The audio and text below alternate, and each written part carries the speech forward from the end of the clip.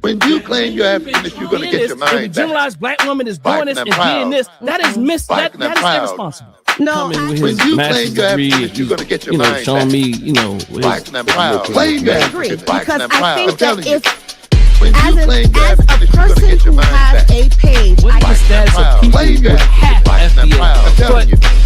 When you claim you're African, you're going to get your mind back. That's why I was laughing, because I am claim you're African. I'm not saying the framework doesn't do a thing, but become a part of it. We've been embrace forward to black men become a part masters, of it. Being in the control. We become a part of it. Only embrace it. And those to me one of the best stories I've ever heard. Embrace it. When you claim you're African, you're going to get your mind that back. mental growth takes place. You've been misled by leadership, for instance, that think that you can consume. When you claim you're Africanist, you're going to get your mind back. Black and I'm proud. Claim you're African. Black and I'm proud. I'm telling you.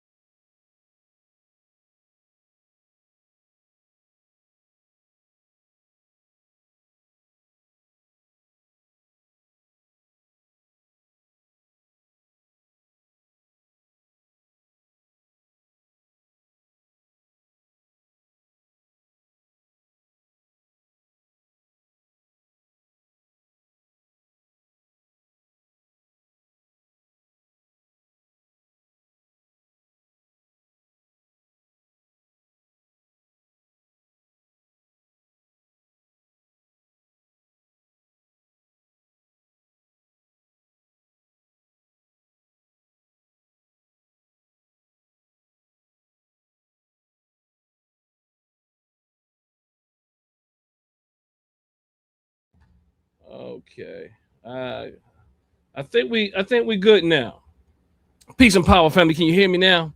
Peace and power, family. Can you hear me now? Thanks for letting me know, Mr. Dr. The B Shavers. I think you should be able to hear us now. Let me go and check in and see if you can hear me now. But family, I was doing a major job over here. You know what I mean? I said we got a special guest in the house.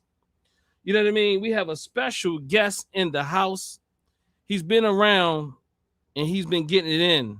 And what I said was, it seems like somebody said, go get him, champ. Go get him, brother president. We have brother president Everett Winchester in the house. Let me make sure y'all can hear me, because y'all told me, okay, I got a one. I think brother Shavers is saying we're doing good. So, okay, yeah. Thank you, brother Shavers. You know, sometimes we be on forever. So let me say it again. Make sure you like the video as you come in. Make sure you subscribe. Make sure you hype it up. Hype the one up from yesterday. I don't understand, man. Make sure you go and hype that one up about Umar yesterday. I'm starting to think, hold up, but are they shadow banning me already? You mean to tell me I did that phenomenal job on our dear brother Umar, and that's all we got going on? Come on now. What they doing to your brother, man? I don't know what's happening. But what I'm going to say is, family, again, today's topic is open, family. I'm going to put the link in the chat. You know what I mean? I'm going to put the link in the chat. I'm going to do it, brother President Everett Winchester style today. We're going to let the community come in, chit chat. But this dear brother has been out and about in these Twitter and X's and these Facebook. This man, he's sending posts. He got posts going viral on Facebook. Who does that? Who has viral posts on Facebook? I didn't even know Facebook allowed virality anymore. You know what I mean? But definitely, we're going to talk about that. Again, FBA, ADOS, and Black self-hate. So the dear brother, Everett Winchester, has been dealing with that on his show. He's been fighting in the Twitter spaces. I'm scared to go over there. I ain't going to lie. Everybody keep telling me go over there. Look, I got to prepare myself. But he took his gloves off and went straight for action. You understand? He said, don't forget that I'm also, the general of the Legion. Well, hold on, what was it? What was Commander, the brother. commander? Hold Commander. up. The commander of the Legion. So with no further ado, family, brother President Everett Winchester, talk to the people. Let the people know quickly. Remind them who you be, who you are, and why you're essential to this conversation as we get started today. We're just gonna have a straight old conversation with Dr. Daw. You're a wild guy, brother Daw. Dr. Daw in the house. It's always a blessing to be here with the family. Of course, my name is Brother Everett, President Everett of the Baltimore Division of the UNIA. I'm also Minister of Information for the UNIA globally. And it's always a blessing to come, share some wisdom, learn some things, and have some strong conversations about what's going on in the world today.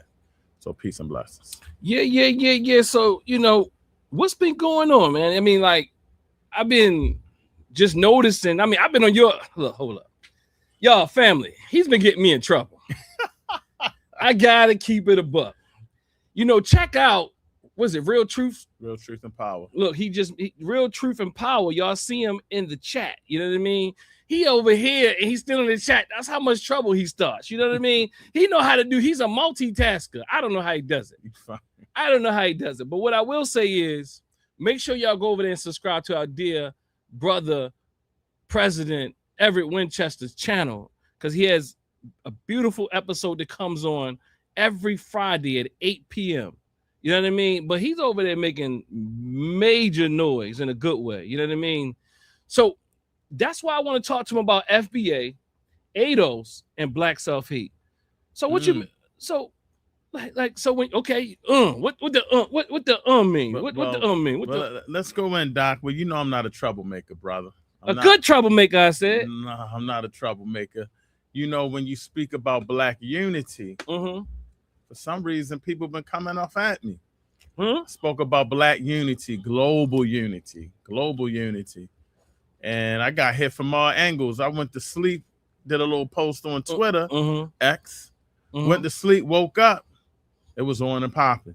And I had to realize what's going on here. I'm saying global unity, and you have FBA people like no global unity. They don't care about us. They don't love us. I'm focused on what we doing here. Yeah. We had some serious discussions with ADOS. All shook them all up. A couple of people didn't know that ADOS in their on their website was saying that they need to separate so they can get reparations. A couple of people didn't know that, so they was upset about that. I'm like, don't get mad at me. I got this from the brother that calls himself Captain ADOS. Okay, you got so they started getting on Captain ADOS. Captain said, "Hold up, I got something for you." Went to the website.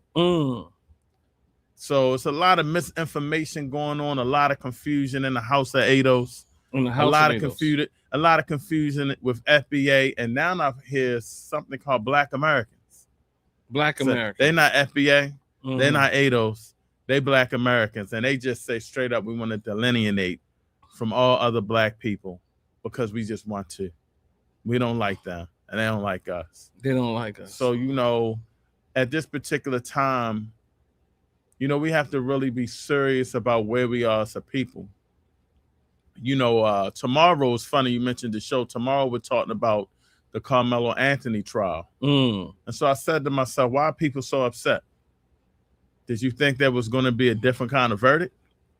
You see, these people in FBA and ADOS, if you go on social media accounts, they got that American flag right by their name. They got that American flag. Like, we okay. Master gonna hand me these reparations. But no, Master's locking you up.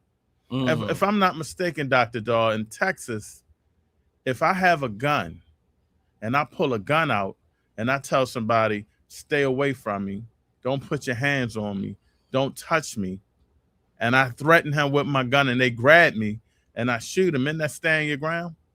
Look, you know better than I know, but I think so in Texas. Yeah, so sounds about right. Yeah, so I'm trying to figure out what's going on. I'm not saying the brother is not mentally right. I'm not saying he is mentally right. What I'm saying is no Black jurors at all. So we have to start asking ourselves, the system is oppressing us here. It's oppressing us all over. And you guys talking about separation. focusing on that check, but you're not focusing on what the task is at hand, fixing our community, doing these things. And then I realized it's global unity or death. You either with us or you in the way. You either for your people being uplifted all over, you for getting our community straight, or you in the way, you a problem. And if you're a problem, you got to get dealt with. You see, we say a pledge in the UNIA. I commit my body, mind, and spirit to the protection, defense, and security of the red, black, and green. I dedicate my life to the redemption of Mother Africa. Think of that. We say, I promise that our children will be instilled. This is our UNIA pledge. So it's serious now. And if you're not for the upliftment of our people, if you for going on social media disrespecting other brothers doing the work, then you're really not for the people. You're not for the people. You're for division. And if you're for division, I got a problem with you because you're not doing the work that we need to be done. We don't need any kind of separation right now. We all got to be on code.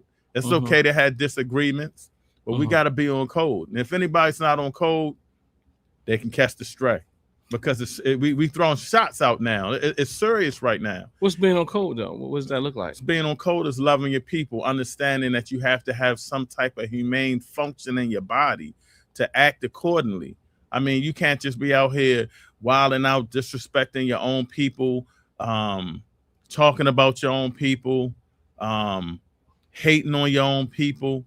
This is a problem. This is a problem that we have, and we can't allow this kind of dysfunction any longer. You know, you got on me.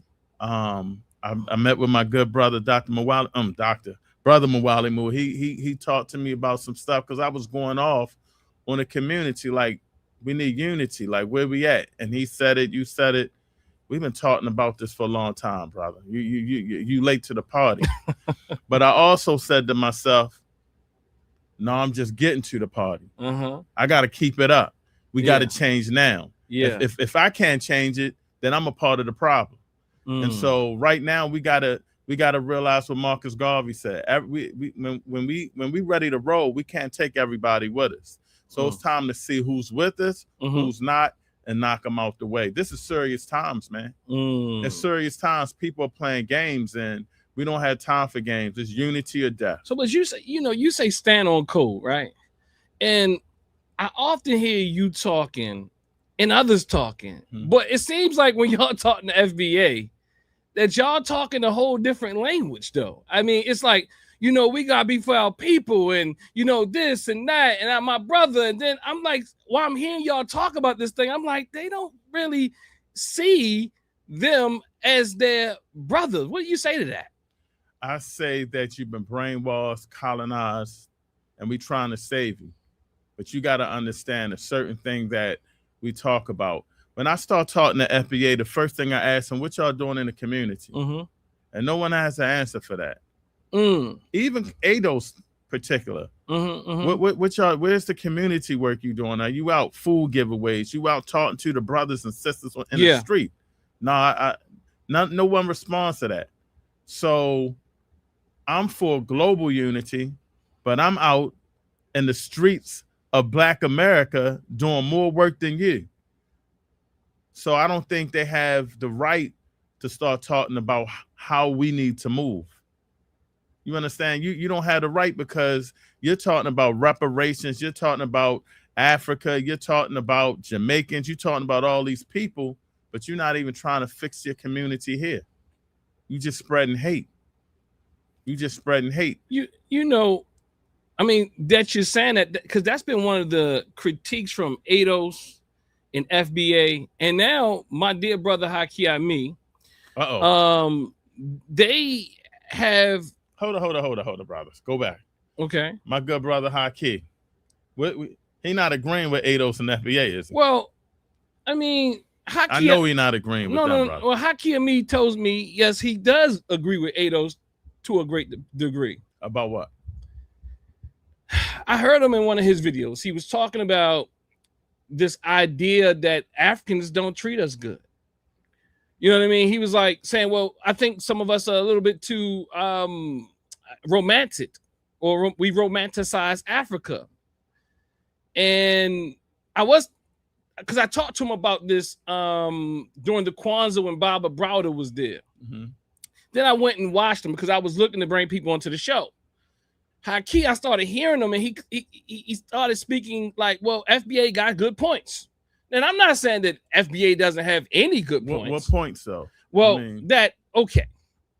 I mean, look. This is my show. Look. No. Please ask the questions. Please ask the questions. Please ask. Look. Well, look. No, I appreciate the question. What's the question again, though? It was like, so, like, what points? though? What points that would he agree with them on? Yeah, so that we need to get ourselves together here. Yes, that's why I'm president of a division in Baltimore, because we know, although we need to unite globally, we have issues. Well, here. he has two debates. So he has two debates. Two is his one point is that Africans don't all treat us nice, right? That's his major point. Like, I'm like, oh well, duh. Not to cut you off, Dr. Dahl, but Black Americans don't always treat me nice. Right. Nobody's as a whole. I think what my good brother is confused with is the mission and reality. Mm-hmm. The Marcus Garvey mission was for all of us to come together. It's never going to be easy. Just like in Baltimore, it's not easy to bring the brothers together, the sisters together. It's not easy in a Black community to bring us together. We're struggling to come together. So in a sense, yes, but also he has to look at it from a point of the mission. You know, is your mission, Brother Haki, to have us unified globally, or is your issue to just look at the negative things? We don't have time for negativity, good brother. We're trying to rock and roll. We're trying to build. If you're not for building and you for destroying, then you in the way, and you're gonna have to catch the stray, brother. So his argument is twofold, because one of his arguments as of recent has been, since he can't keep my name out his mouth. I mean, somewhat, like he can't keep from taking shots at me, you know, my dear brother. The other side of the argument has been that we Pan-Africanists are like FBA in Baltimore. The Baltimore Pan-Africanists or African-centered community are like FBA. He hasn't really articulated what he means by that, but what I do think what he's trying to say is that he's doing global work while we're sitting here doing local work. So now I want to juxtapose both of these next to each other. FBA is saying and arguing that those Pan-Africanists and African-centered folk, we romanticize Africa and put out all our efforts towards Africa. Haki is now saying that they don't treat us good, meaning Africans, and that on top of that, we don't do real work in Africa, and he is doing the work in Africa. Well, I would never question my good brother. I see he goes around at a lot of places. I would say, what has come out of it? Because again, when you speak about me, I'm not talking about me as a person. I'm speaking of me and the UNIA. So we have divisions in Africa. I would tell my good brother. We have divisions in Jamaica. We just left Panama. So I'm trying to figure out where he's going. But when you're a one-man show and you're doing it on your own, you may feel a little pressure. I think Brother Haki, and I've told him this, I saw him go live and I told him, I think Brother Haki feels he doesn't get respect for the things that he's doing. And it's good to go and network and things of that nature. But I didn't know Haki had farms, because we got farms. I didn't know Haki was building institutions. We got school. We got school, I believe, in Liberia that's rocking and rolling. We got a school in Nigeria. So for him to say that the work isn't being done globally, I don't personally have to be there. I'm connected to something that's powerful, Marcus Garvey's UNIA. But to go further into that,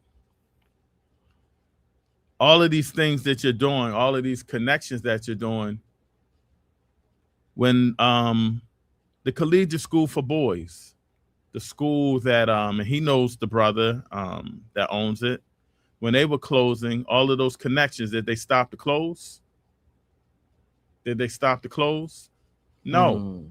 You know, I think my good brother is a good brother. I know whenever we need him, he'll be there for us, I hope. But I also think that, you know, I don't have to beat myself on the chest and talk about the work I'm doing. The people show respect for the work I'm doing. And if you're not getting the respect for the work that you're doing, you may have to watch how you're moving. And I say this with love and respect. I like Haki, but you got to watch how you're moving. I mean, I keep looking. He's always throwing shots, disrespecting the Pan-African community. Well, then you're not going to get respect when you're disrespecting the Pan-African community. He said he met one of the top Pan-Africans when he went to Cuba. Mm-hmm. But what work has come out of that? What have you built? What have you done to build? You know, we can all talk about marching up and down the streets. But when somebody comes to me and says, Brother Everett, didn't you used to coach at Woodlawn football? I'm like, yeah. Well, one of them brothers is beefing with a kid that goes to my school. You know anybody you can connect? Let me call my man. And we can bring them families together and stop this beef. See, a lot of times people want the photo op. Mm-hmm. They want to brag about all the people they know, but I need to see the work being done. Mm-hmm. You know, and that's what I tell them. Like, you keep bragging and boasting, but I love the fact Marcus Garvey tells us that we need to go and meet all of these people. You know, we need to network as a community because these people are making laws that affect us. And I appreciate the brother for doing that. But when you start talking about Pan-Africans aren't doing this and Pan-Africans aren't doing that, I got to look at what are you doing? You're just over there. Okay, we do, hold up, Doc. We do 2 to 3 trips to Africa a year. Mm-hmm. We're global. And so for him to say that is a disrespect to the UNIA. And we don't take disrespect lightly. I love my brother, but, you know, a lot of people in the UNIA are doing work with, in the UNIA and networking with people outside of the UNIA.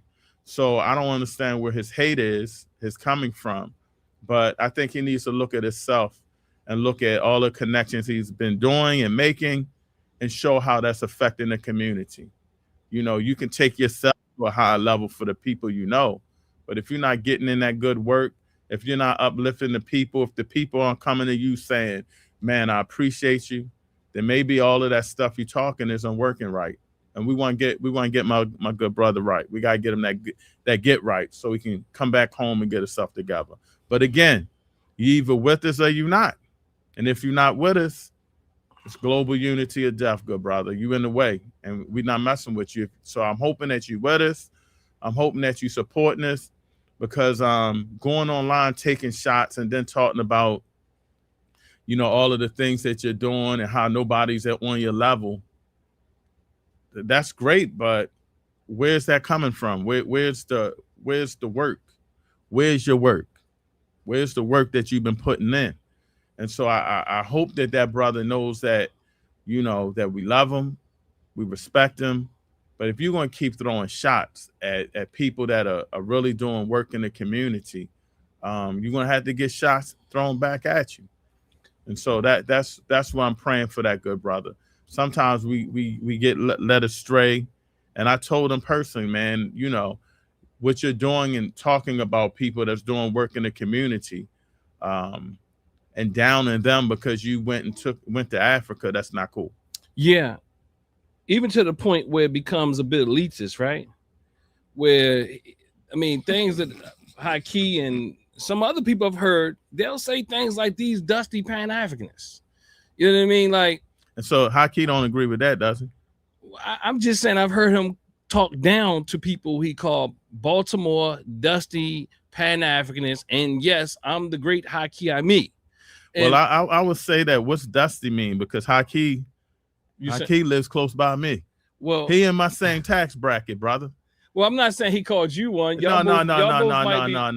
We all one. Y'all might be rich. No. See, I keep telling people my race is my family. So if you're talking about one, you're talking about them all. Well, he might not see it that way, President. Well, that's how it is. You talk about one, you talk about. Okay, that's what I'm trying to tell you. The FBA don't see it that way, brother President. Well, you calling them FBA? Well, Haki. Okay, let me show you what I wanted to respond to something you said. Mm-hmm. And my problem with brother Haki is that he'll go out and he'll talk bad about, quote unquote, the Pan-Africanist community. And you alluded to this idea that he's doing things in Annapolis. But there's a powerful group that's in Annapolis every day that's Pan-Africanists. That's right. Every day. I brought them to my classes. I'm talking about leaders of a beautiful struggle. That's right. Then you also got like brothers like Brother Namdi and just other people I might not even know that actually are Pan-Africanists. You know what I mean? Like you got Brother Lawrence Grant Pree, Brother Davon Love, and their whole cast of people that work with them. I know some people, I'm not going to name their names, some sisters and people. There's a part of TNAT that actually their family members are there with leaders of a beautiful struggle daily in Annapolis. You see what I'm trying to say? We look like you got something. We got somebody online too. But Okay. But let me show you this real quick before we get that line. So this is what I'm talking about, right? I was sent this. It says shots been fired. Uh-oh. And this is from the honorable one, Haki Ami. Haki I don't know what I am, African, Pan-African, half FBA. He says each and every Monday, mostly brothers and some sisters are in the streets of Baltimore striving to stop violence. Now, I'm not sure if Brother Haki actually went to Tendare family, who's often always in the street too. That's is right. Also another revolutionary Pan-African group here in Baltimore. That's right. And then even mention more people that walk with this particular group, let's say that he's going to talk about, and I'll explain some things more here. Real quick though, wasn't Davon there when he was there? Brother Davon Love was there. Yeah. So you know what? Davon Love does be there, and in fact, I'm gonna get to the point. But I think that was Hakeem's first time, so he was, so maybe that's he pops up and takes good pictures. That's what he's good at, taking pictures. I mean, he's really good at taking pictures. I'm not saying the brother. Look. Let's see who it is. We got brothers. Look, I've been invited with another Pan-Africanist brother, and also Dr. What's the brother name at Morgan? I can't think of his name right now. He has the church down on all these people have Pan-African sentiment. Mm-hmm. And what I want to say is, so this is what Haki says. Haki says each and every Monday, mostly brothers and some sisters are in the streets of Baltimore striving to stop violence. I'm not there all the time. Only when I'm about to take a picture and run. Pardon, that was my own edit. I'm not there all the time, but they do at least know me, and I take an hour or so out of every once in a while to be present. I can't say that Haki doesn't show up. I would say this to Haki. Mm-hmm. Who knows you? Because when I go to Park Heights, I can get out my car without marching and walk around. Mm-hmm. The people know me. You see, we got to stop with the photo ops and start really generalizing who's doing the work. Mm-hmm. I support the march. It's phenomenal. I think I've been there maybe once or twice. I know for once. I might have been twice. I can't remember.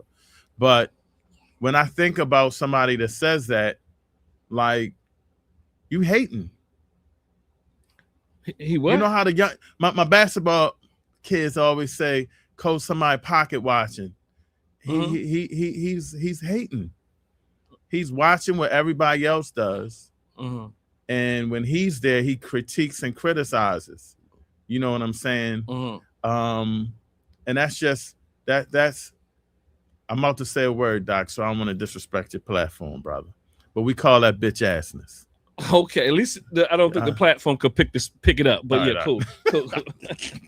Bitch assness, excuse my language. Yes. It's one word.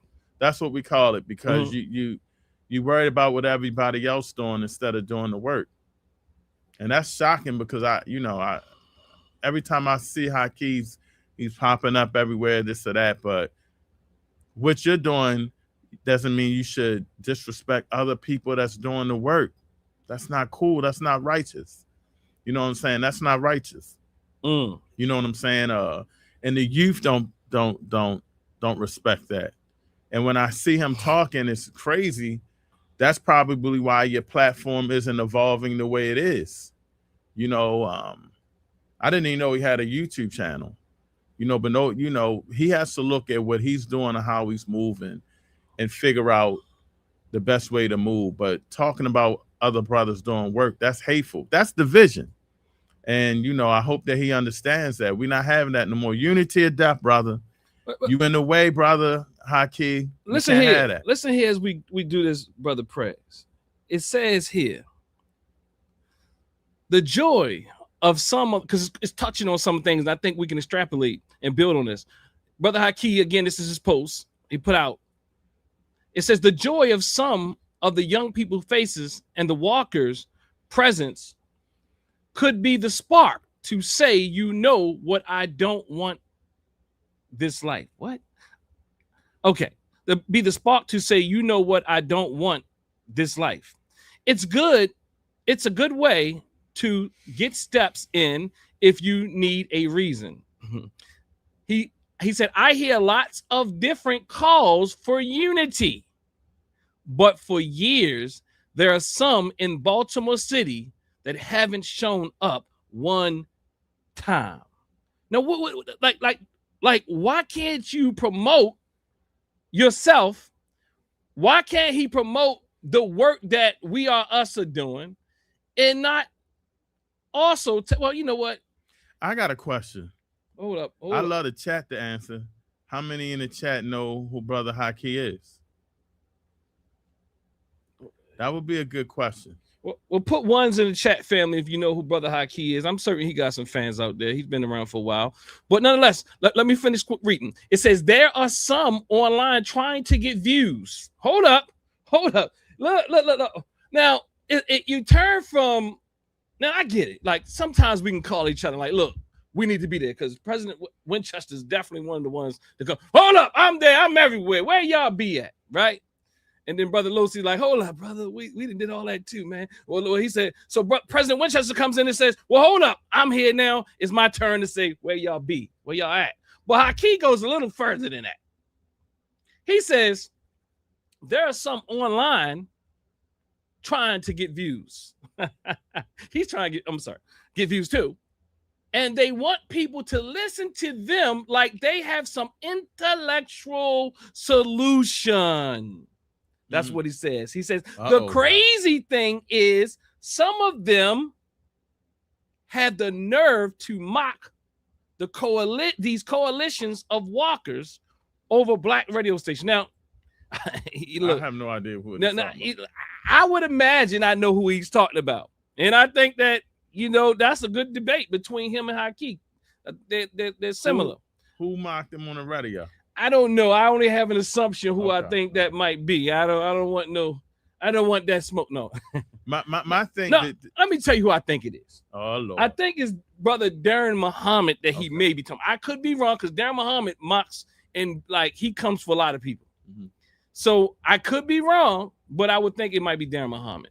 I would say this to Haki. What did you benefit from that? When I called people out for unity, you know what I did? Good doctor. I called a couple of the people that weren't there and asked could they come to the next event. What? Say it again. I said when I called people out at one event where everybody at, the next action was I'm gonna call them, reach out to them. Okay. Our elders are having these events. Could you come? And you know what people said? What's that? I might not be able to make it, but I'm going here, or I can't make it, but I can donate money, or this or that. Yeah. See, that's building. That's not just throwing the dart. You got to come back and build because the action is simple. We need to start doing more. Right. But you have to build upon that. When you throw a dart and you keep throwing darts and demeaning people, that's not unity. Absolutely. That's not being a Pan-African. Yeah. You see, a lot of people think the Pan-African is about, yes, we need to come together and we need to go back to Africa. But if you look at it, it's more than that. That's why in the UNIA we have lessons called character, diplomacy. Yeah. Those type of things. So we know that we have to move a certain way. And that's not showing good character because you asking people to be at a spot when there's a whole bunch of people there already. I'm talking about people that's the elders are doing things and no one's there. So we got to help them and we got to support them. But that's a call for action, not a call to disrespect, not a call to say you're not this and I'm better than you and things of that nature. That's not building. Yeah. Even when I deal with FBA or ADOS, it's not out of hate. Right. What is it? It's not out of hate. It's really out of love, because I'm worried that they're confused and they're hurting and influencing our youth. You see, when you have a young person growing up that's a black child, say for example, someone in my basketball gym, and they come in and they're already having issues dealing with being unified with people in the street. So what's the thing that happens? They're always hating everybody. They're always hating everybody. You cannot put anything about separation or hatred in a young street kid's mind. And so now you're coming, and I'm coming in, and I'm telling these kids, man, it's a better way. And we are black people, and I know it's hard. I know it's a struggle. We have issues, but we all got to come together. We all got to come together. And then you have somebody come and say, man, I don't like them. They don't like me. We need to delineate. You know, it's all about this check. It's all about this. It's all about that. That's not building. That's destroying. Don't forget, we got somebody named Mr. USA waiting in the back room. I don't know what Mr. USA is about, but he got the hands like this. So we coming for you, Mr. USA. I learned that from brother President Everett Winchester. He'd be like, I'm coming. We waiting on you. It's global unity or death, brother. So, you know, we at a critical point now where we want to have positive discussions, but we got to also be honest with where you're at and what you're saying. You know what I'm saying? And some of these people are just straight ignorant, and I hope this brother isn't, because, you know, we got to get rid of the people. We talking about high key. We got to get rid of the people that are straight causing division and not trying to build with the people that they talking about. We got to get rid of a lot of these Sambos, brother. Okay. We got a lot of Sambos out here that love white man more than they love their own people. They love that white man more than they love a brother in the street. See, they love the white man more than they love people from Jamaica and Africa. They love that master. They want that check from that master so they can be okay. I mean, you know, sounds like a house Negro to me, brother. It sounds like the one in the house. We sick, master, we can get these reparations. You know what I'm saying? They like the head slave driver or something. Like, come on, bro. I don't see them criticizing the master. So what? Hold up. What happened? Look, hold up. I know I made some speculation. My mic was all jacked up. Maybe, you know, family, make sure you come and you like this video, you share this video, you hype it up. We got President Everett Winchester in the bizzle. You know what I mean? In the hizzle, the bizzle, T-Nat family. Hold up. Some people told me I need to talk a little bit more about T-Nat. Yeah, go family. That, we are at the beautiful T-Nat. You know what I mean? You see us, we inside location. We're building restaurant downstairs. Come check your boy out. My wife, my queen, my children downstairs will service you. This is a Pan-African project, family. T-Nat is a Pan-African project. You see, we're in our office right here where we just had a men's group or men's support group come out on, let's say, the 26th. We're having a Brothers Helping Brothers men's a discussion for men's mental health month. That's what I was told by a sister. And so we decided to do something and bring your youth out, bring your young brothers out, bring them all out, bring your husband out, you know, and let's talk about the sisters come out too, and let's talk about Black mental health. You see behind brother President Everett Winchester, you see that's where the brother just left, you know, beautiful aesthetic to help healing our people and community. So that's just a piece of what we do here at T-Nat Holistic Wellness Center. So never say, what are you doing? What are you doing? All you have to do, if you want to know what I'm doing, is Google me. Look, I bet you when you Google me and you compare me next to your cult leader, you're gonna say, damn, he's serious. When you compare me next to the three cult leaders, Haki Ami, because he just ain't make it yet. But if he's like Umar, yeah, he has the same personality. Haki, you know what you're supposed to be doing. You're supposed to be finalizing that title that I sent you on Facebook. So make sure the people want it.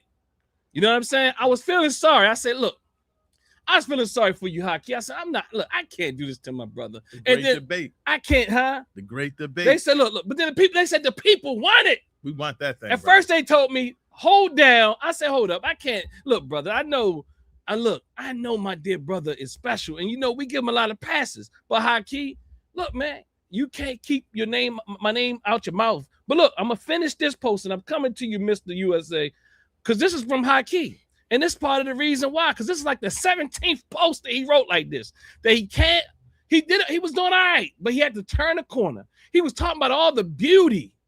I'm saying, but look, somebody sent this to me and said, shots been fired. This is just one of the few people that came and told me this is what's happening. So look, he took a beautiful event and took the opportunity to use it to beat up on or to call people out. The crazy thing of some of them have the nerve to mock these coalition walkers over black radio stations. I don't know who he's talking about, to be honest with you.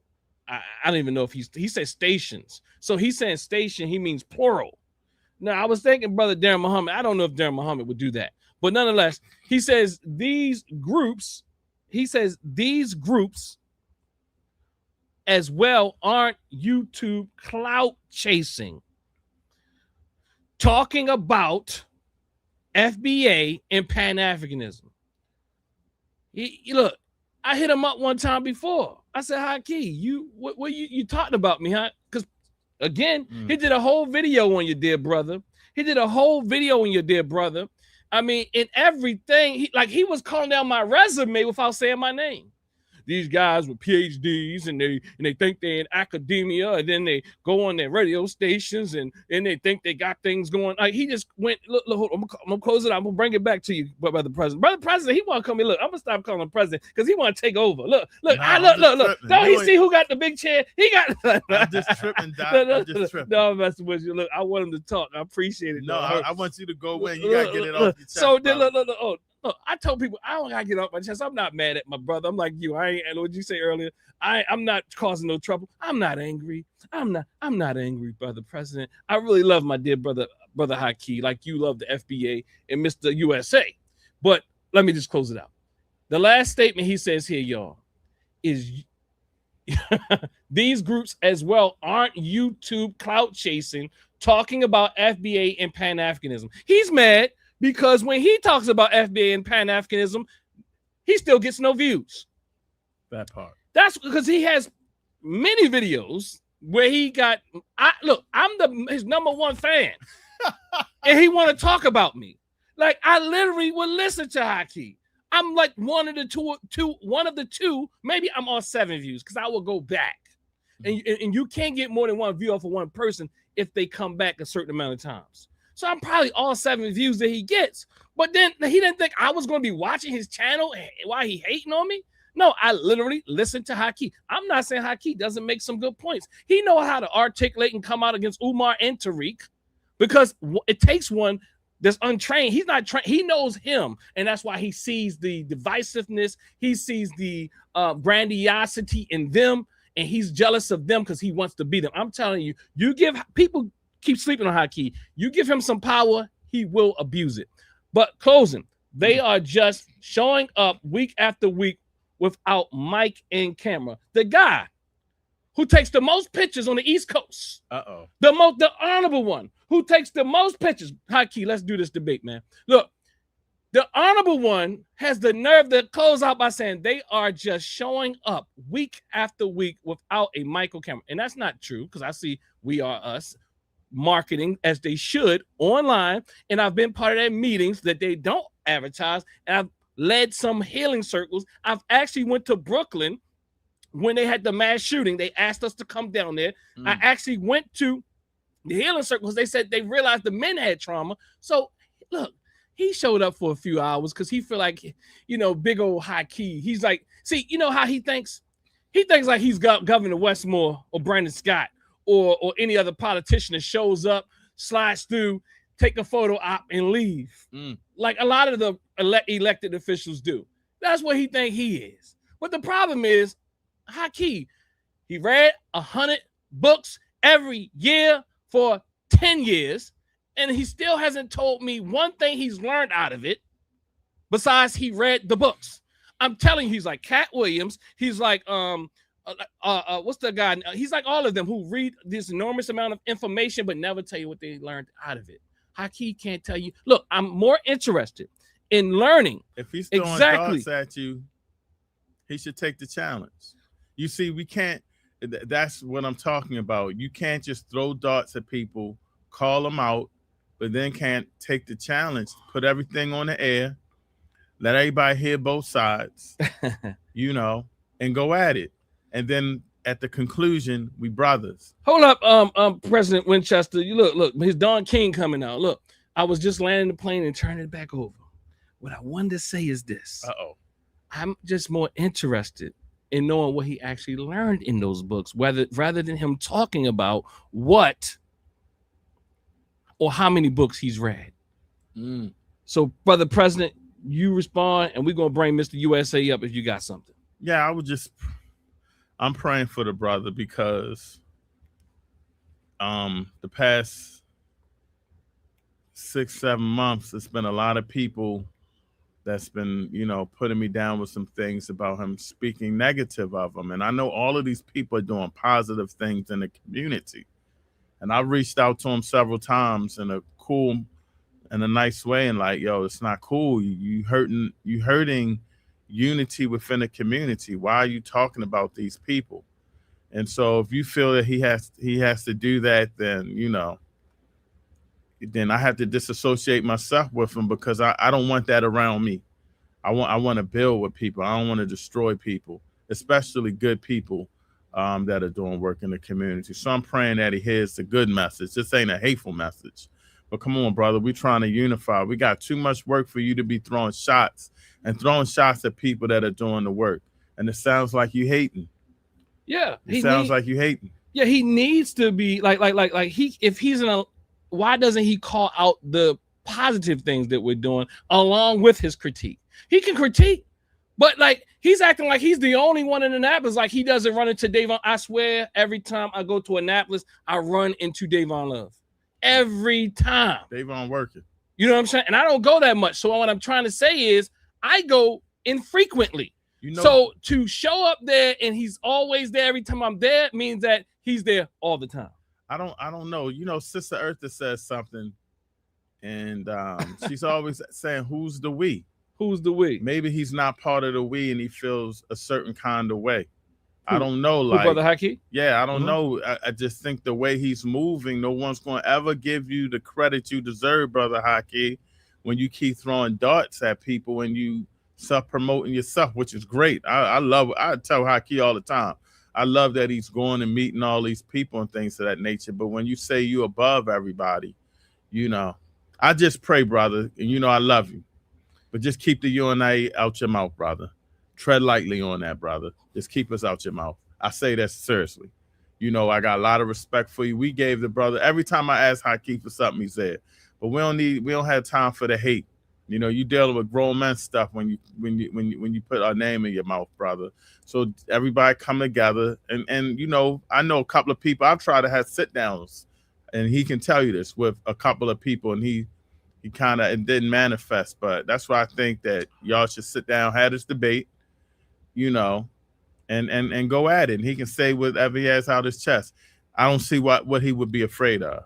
You know, and if he is above this level of doing that, keep your name. What you mean? Hold on. What you mean? You don't know what he first? You know who you talking about here? What you talking about? You talking about the Doster? I know you're gonna give him the dog down, but hold up. Look, I'm taking shots. I'm saying whatever shots you take at him, he should be able to be a man enough to take it, as well as I'm sure if he throws shots at you, you'll be able to take it. But at the end of the day, we building and it's all out in the air. But Haki's taking shots at a lot of people, and it's not cool. And guess what? The thing is, it's Haki me versus the Baltimore Pan-African and African-centered community. That's the debate. He's already lost that debate, brother. He's already lost because he said debate. He's the greatest. The best. Look, Mr. USA, come on back on, man. Come on back on. You know, you scared USA off? No, he's impatient, I guess. You know, look, You might have scared him off, Doc. oh, is that what happened? You know, once you say you know who you talking, he going against. Cat, you know, Brother USA probably got a little intimidated. You know, it's very intimidating when you come with hate and division, and somebody's coming with powerful unity. You can't win that argument, no matter what you say. You can't win that argument, no matter what you say. It's nothing you can do. Slim Bone says, "Is it shots or constructive criticism?" I'm not quite sure what she's responding to here. I think she's saying, is our brother giving constructive criticism, or he's throwing shots? And it's okay to have constructive criticism, but you can also call somebody and give them that. You understand? You can call somebody and you can give them constructive criticism, especially when you know them. Mm-hmm. Like, we grown folk here. We supposed to be setting the example. You're supposed to be setting the example, and you got to say names. You got to name drop. You know what I mean? You know, hey, you know, you should have been here. Where everybody at? I ain't see this here, this here, this here. And then somebody might have said, you know, we were there before. We can't make it all the time, but I didn't see you here, here, here, and here. And so these discussions could be had in a peaceful and respectful way. But he's throwing shots at people that are uncalled for, that are doing work. He's demeaning their work. And he can call in himself up. And, you know, that's just not cool. I got to tell you, I like Haki. I think he's a good person. He's very likable. But the things he's doing is harmful to the community. And we're trying to unify right now. We don't need that. Yeah. We don't need that. You either with the unity or you're not. You either with the Pan-African community or keep the Pan-African community out your mouth and do the work that you're doing. But throwing shots is uncalled for, man. It's we're in a pressure time. We're in dire times, and we need to get ourselves together. So I'm praying for him. Yeah, and for the record, I've reached out to Haki on several occasions to ask him what's up with these shots. Publicly, he said, "Oh, that's not a shot." But then in my text message, he said, "Just friendly fire, brother." He just said friendly fire. I hit him up about it. I said, to be honest, it sounds like you're talking about my good brother, Dr. Dog. Mm-hmm. He said, "Man, I'm not talking about him." I said, "Brother, look at it. You're basically not talking about him. Whoever you're talking about, he fits in that category." Okay, we're going to get Mr. And he said if the shoe fits or something like that. So I don't know. Mr. USA is in the building. We come back to brother Haki Ami, our dear brother. The debate is on the table, family. Don't run from this, Haki. Brother Haki, the debate is on the table. Don't run from this. You know what I mean? You know what I mean? We would do it in brotherly fashion. Uh-oh. Let's get it on, Haki. Let's get it on. Let's get it on. You know, we got, let's debate the ideas. Let's debate the ideas. If Haki as bad as he says he is, he should go right through you, Dr. Dog. Without a doubt. He should go right through you. Without a doubt, he should be able to. I should be light work for him. I mean, look, because as bad as you're right. Mr. USA, what it is? Where you calling from? What's up? Give us your name, where you be, and give us your positionality. And look, I'm gonna let you talk to the dear brother president here. Yeah, no, I'm from Maryland. Not Boston. I'm from the suburbs of Maryland. You not the you from Maryland? Hold up, what part of Maryland? Yeah. Hold up, we both like. Well, hold up, we know that. Where you at? Cecil County? You down in PG? Howard? Where you at? I'm near PG, but not PG. It's a bit, but near PG. Southern Maryland. Southern Maryland. Yeah. St. Mary's County. I live out here with the white folks. I live out in the countryside with the white folks. St. Mary's County, right? USA. Yeah. Hollywood, Maryland. Not close. I'm not gonna give you my exact location, bro. Come on now, Mr. USA. I mean, it means a lot by the way you think, because Hollywood, Maryland is like, whoa, that's down there. No, because Leonardtown. You probably from Leonardtown, brother. No, because the conversation is you guys are Pan-Africanists, right? And I just wanted to say, I'm an ethnic American. I don't go by ADOS, FBA. Ethnic American simply means. You said African American? No, ethnic. I said no. Ethnic, ETHNIC. Okay, ethnic American. That means my family comes from slavery through Jim Crow and to me. So where's your before slavery? Where they come from? That's a great question because the slave masters destroyed all the records. So if you're going to talk about before slavery, they destroyed all the records. Yeah, there's no proof we come from anywhere outside of America. So we come from America. But if you're going to go say, no, let me answer you. If you say, well, where do you come from before slavery? Then there is no proof whatsoever. There's no proof. Yeah, the paper trail ends, and ancestry tests are fake. So there's no proof. That's why. Hang on. That's why. Hang on. Let me just answer it. That's why I call myself an. Hang on. That's why I call myself an ethnic American. We come from America, the greatest country in human history. Well, hold on. Let me ask him a question, brother. You said so much. You said that ancestry tests are fake. Yeah, scientists will tell you that. Yeah, you can't use it in court. Hold up. You're telling me now that scientists will tell you. Hold up. You said that you can't use it in court. What do you mean? Yeah, you cannot use ancestry tests in court. Any court will laugh you out. Hold on. Why would you use an ancestry test in court? Yeah, well, that goes to show you can use a paternity. Why would you use it in court? No, listen. No. Let's do one thing at a time. So you're saying to me that DNA tests are not real. They're fake. One thing at a time, brother. Yeah, yes. And I tried to explain that to you. I'm just cut me off. You, yes or no? Listen, there's two types. No. There's two types of. No, listen. There's okay, when you guys done, let me speak. We'll go back. For you to say it. Okay, let me explain to you, brother. There's two types of DNA tests: paternity tests and ancestry tests. Paternity tests and crime scene tests. Those are real, and they're used in court. Ancestry tests are fake, cannot be used in court. Ancestry tests? Yes, fake. They're fake. Paternity tests, criminal scene DNA tests, real. Ancestry test is fake. So there's two different things. What do you mean by fake? Because it can't be fake, brother. Come on, man. Because hold up, that's not even scientific, brother. No. Listen to me. Hold on. I'm a scientist, social scientist. I'm not a geneticist. Okay, those are two different spheres then. So you're out of your expertise. You admit that, right? Okay. No. You don't probably have any expertise. It sounds like.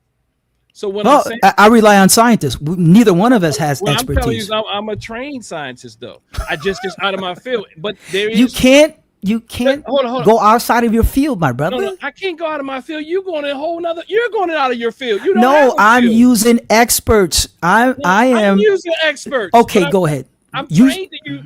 Thank you. I'm trained to use experts. Multidisciplinary. I love you, brother. I love you, brother. Okay. So what I'm saying is, you're saying that scientists you're going to go in a journal, and they're going to say they're just always fake, or they're going to say they have limitations. Ancestry tests are fake. No. What? Okay. You asked me fake. It's fake. Now tell me, what do you mean by fake? Because that's not what the evidence is going to say. Ancestry tests are fake because it's all estimates. It's guesstimation.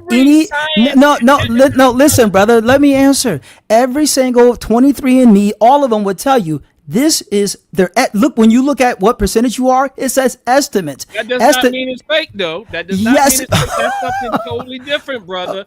Science uses estimates, brother. Probability. It does. That's what science is. There's samples in areas that they draw from, and then they come up with this. This is what science is. It's probability. Yeah. They come up with no. Finish that thought. They come up with what? A theory. Yes, it is. Ancestry test is a theory. Yes, it is. It's a hypothesis, brother. Brother, hold up. Okay, let's slow down. Tell me how ancestry tests themselves are a theory. That makes no sense. Okay, help me out. Now, because I want to hear you answer that. Yes. I don't want to hear you answer nothing else, but tell me how an ancestry test is a theory. Uh-oh. Yeah, you done? Go ahead, brother. Ancestry. Hold on. Let me tell you one thing. I knew you wasn't done. I was going to tell you one thing we don't do. I love you, brother. I knew you wasn't done. No, but listen. One thing we don't do on this show is the passive aggressive. Are you done? And all the little bro. things. Every time I talk, you cut me off. So go ahead, brother. No, you've been talking. We're talking back and forth. I'm just saying, that and you're done and all the little slick comments. We don't do that. Okay. So go ahead. Ancestry tests are theories. It's a hypothesis. It cannot be proven. The reason why any scientist would tell you, 23andMe will flat out tell you, these are all guesstimations. Theories, hypotheses, they're guess. They're not empirical. There's no such thing as an ancestry test that is empirical. You out of your mind. bro, that is a scientific fact. No, Okay, brother, any scientist will tell you that ancestry tests are not. Okay, go ahead. Not to cut you off, but let me ask you something, because I gotta get to the root of where we're going at here. Yeah, what's his name? USA? Yeah. Okay, so let's dive into that a little bit. You are a black man, correct? Is he there? Yeah, he's here. I put him on mute a little bit because he's funny. Go ahead. Yeah, you a black man, correct? Am I unmuted? Yes, you're a black man, correct? Yeah, okay, this is going downhill already. Yeah. I'm very melanated with kinky hair. Yeah, I'm a black man. Perfect. Well, I'm not black, but you would call me black. Okay, brother, you're a black man, but what the white man calls you is a black man. Okay, so let's start there. You said this country was a great country, correct? It's a I love America. My ancestors were slaves here. I love America. Love it. Did you love when they killed Martin Luther King? No, because America didn't kill Martin Luther King Jr. Well, okay, brother. If you're gonna keep cutting me off, but I can't cut you off. Come on, brother. Ask the question, yes or no. I got multiple. We gotta get them. But also, he didn't say you couldn't cut him off. Yeah, but well, I love you, brothers. This is all love. This is all love. Were you happy when they killed Malcolm X? Okay, let me answer that. Martin Luther King Jr., Malcolm X, was not killed by America. That's impossible. It was killed by white people and a black man. Black man killed Malcolm X and a white man killed Martin Luther King Jr. America didn't do it. So continue, sir. Who runs this system? Oh, definitely the white man. The white man. Okay, you're confusing me, brother. I mean, the white man is not America. The white man is not America. The white man is a white man from Europe. He's a European peasant immigrant. He's not American. America is our home, brother. You're right. Let me ask you this. If I run a company and you work for me, correct? You work for the company. Yes. I work for you. Yes. You work for me. You work for my company. The company is a great company. They give you, but I keep treating you wrong. You personally. I run the company. I make sure that you don't get promoted. I make sure everybody else gets promoted, but you don't get promoted. I make sure everybody gets good vacation time, but you don't get good vacation time. I make sure you got to work on the holidays. Everybody loves the company, but I'm treating you like crap because I run the company. So the company's good to you, or is it good to everybody else? You there, good brother? Got my mic muted. Brother, America is my home. It's not a company. I'm talking about the company. No. You're doing two different things. You're comparing an apple to an orange. America is not a company. It's my home. Brother, all I'm asking you is the simple question. If I treat you like crap and I'm the owner of a business, do you still love that business? Okay, let me answer. No, I'm going to answer directly. Okay, brother. Can I answer the question? Answer the question. A company is not America. So if I work for your I'm going to answer. If I work for you, if I work for you, right, which is not a country, which is not a home, but a company, it would be crappy. Yes, I agree. If I work for you, it would be crappy. But I don't work for the white man. This is my home, brother. So when we were getting lynched by and hanging in trees down south, you love this country? Love this country, brother. I love this country. America didn't lynch our ancestors. The white man did. And those are two different things. But it's not his country, right? This is our country, brother. The white man runs this system, brother. But it's not his country. It's like this, brother. Let me respond. Brother, let me respond. Why would I love a country that allows people to lynch me? That won't let me drink out the same water fountain as them. Why would I love that country? Let me tell you something, brother. America is a powerful country, but don't get it confused with being a good country. This is a terrorist country. They treat us like crap over here, brother. And you butt licking this country. I love being here. I love my family. But don't get it twisted. We are not getting treated fairly in this system. We got the worst education system. You may have a great education system where you live at, down Southern Maryland. But in Baltimore City, we got probably one of the highest funded, and our education system is crap. Don't act like this country is treating our people well, good brother. It's not. We got to keep building and fighting. People asking and begging for reparations from a system that ain't going to give it to you. Brother, you loving this man so much that you praising him. What have we got out of this system? Some of us, but the whole community is still struggling, brother. They putting drugs in our community. You in a white community, you got an open drug market in your community? You don't. And you ain't up here helping your people. So when you say a business this is a business. This country is run by business. The people that run this country are gangsters, brother. So don't beat around the bush and try to get out of it. You love when are you done? Segregation, brother. Are you done? Come on, brother. Let me know. Let me know when I can respond. Get it out, brother. Get it out. Let me know when I can respond. Brother, because you're not making sense. I'm trying to figure out how can you say you loved it when they was lynching us, brother? They was allowed to lynch us. There was no law against lynching black people, and you loved it back then, brother? That's what you said. You cooning up here, brother? We trying to unify and build. You love America when they was lynching us?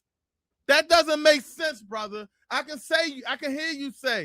Okay, brother. When you're done, I get it out. Get it out, brother. There's a lot of angst in you. Get it out. This is therapy for you. Get it out. Get it out, brother. No, brother. This is therapy. When you're done, I'll respond. But get it out. Get it out. But I'm gonna say this, brother. You loved this country when they was lynching us, brother. You loved this. Have you ever heard of the song "Strange Fruit," brother?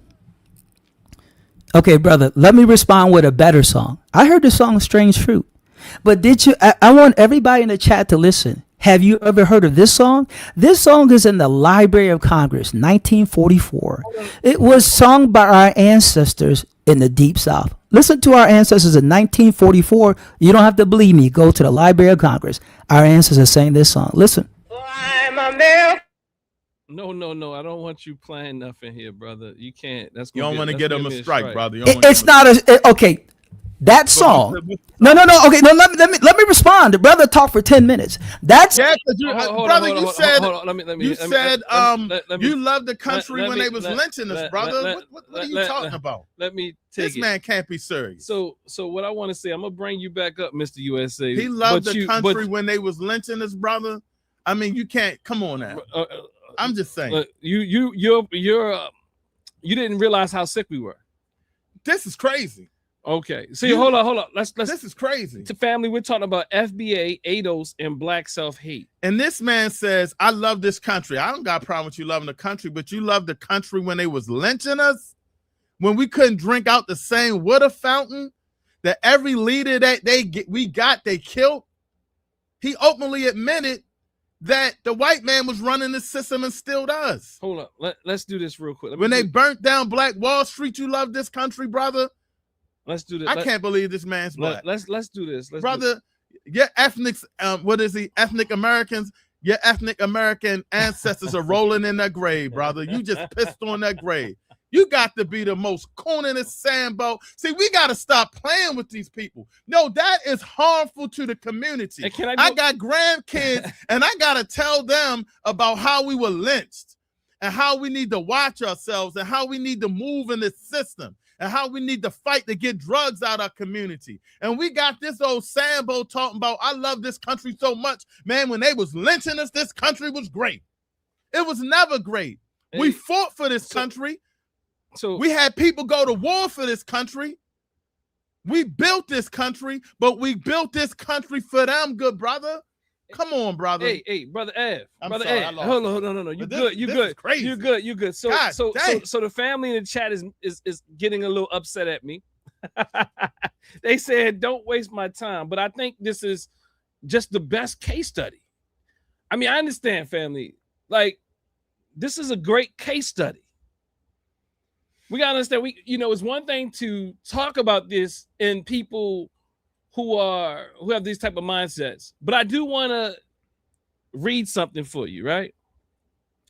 I appreciate all the passion, brother President Winchester, but I do want to read something because he will take and construe whatever he wants to construe as science. And as I said earlier, there's limits. And I understand what he's talking about when it comes to DNA and all that type of thing, but he's either uninformed or stretching the truth to fit what he wants to support. So let's look at this real quick. So this is from Perplexity. All right, if y'all know, Perplexity is a pretty good AI tool. If you're in school or if you're in school or anything like that, it absolutely gives you the sources and everything. Not just ChatGPT. Perplexity is really good. There's probably some others that are good as well, but ChatGPT will just be lying to you all day. To fit your indigenous USA ABOS, ADOS, whatever you want to, ABO, indigenous, whatever the indigenous, we from this soil type of conversation. But what does it say? It says here, really quickly, I asked the question, are ancestry tests fake or not able to use in court? Quickly, ancestry tests sold to consumers like Ancestry, DNA, 23andMe, etc., are not fake, but they are probabilistic, the word I used earlier, estimates of ancestry, and are usually not set up to be used as legal evidence in court. Courts generally require special legal and court admissible DNA testing. Pardon, I didn't know y'all wasn't seeing this. Court admissible DNA testing with strict chain of custody and lab standards. Ordinary mail-in ancestry kits almost never meet those requirements. It's not talking about the test itself at this point. It's saying those requirements are not strict enough to be permissible in court. But what we would do is say anything. Okay, let's keep going. How ancestry DNA tests work. Ancestry tests examine thousands of genetic markers in your DNA and compare them to reference populations. What did I say? To estimate, what did I say? Where your ancestors likely came from. Because different companies use different reference panels and algorithms, the percentages they report can differ sometimes noticeably, even from the same person's DNA. These tests can be useful. These tests can be useful for broad family history clues. At no time did it say it's fake yet. Now, saying something is not permissible in court does not mean it's not real. Saying something is not permissible in court does not mean it's fake. Saying something is not permissible in court does not mean that it does not connect you back to your family. Now, they don't want no fools. Let me give you an example why they have to have guidelines. Get them, Doc. They have to have guidelines because if I wanted to act like I was Everett, I'll just ask him to swap and spit in the thing for me. And then I'll use that in court. You see what I'm saying? Right. I'll go and get his real son. And I'll say, I'm his son. Everett, can you spit in this thing for me? And so, see, anybody can do that. It's saying it has to be guidelines, family. So again, see, people will misconstrue and twist information to meet their fantasy. Right? It says, how ancestry DNA tests work. Let me see. Okay, I think I already read all of that, right? So why people say they're fake. Critiques often focus on two issues: inconsistent ethnicity estimates across companies, and non-transparent, unstandardized methods. Independent scientists note there are no universally agreed standards to external validation across all consumers' ancestry companies. So results can vary and should be interpreted cautiously rather than as absolute truth. This variability leads to some commenters to call them scams or just for fun. But that overstates it. They do measure real genetic markers, yet the translation into fine-grained ethnic percentages is partly statistical modeling and marketing. This is what I'm saying.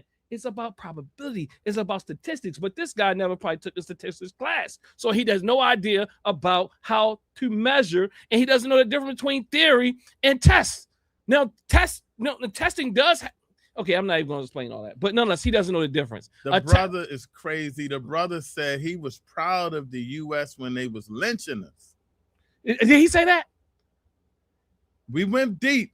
Okay. Now, I was over here working. Now, or was he, yeah, you know, he okay. Look. I said lynching us? I could be wrong, but slavery, I mean, he was proud when we couldn't drink out the water fountain. And I think he said lynching because I said, you ever heard of the song Strange Fruit? So like, hold on. So you can't be proud of anything. I love my kids. I'm not always proud of everything they do because they all make mistakes. They're not always proud of everything I do. That doesn't mean they don't love me. You can love. That's the first person, ADOS, FBA, anybody that said, I loved it when they was lynching us. Brother, you're doing too much. You're doing too much for your cause, brother. That is harmful. Brother President, let me do this. That is harmful, irresponsible. Brother President, let me do this. I'm gonna finish this first thing. I like to do things in order. Go ahead, because then I'm gonna come back to that conversation because that talks about that black self-hate, right? There you go. You know, he would do anything to kind of support whatever fantasy he has, right? So law enforcement, let's go to it. Okay, it says use in court when DNA is admissible. Courts generally distinguish between legal court admissible DNA tests for paternity, immigration, and criminal cases, recreational or informational consumer ancestry tests. See, they're talking about consumer ancestry tests.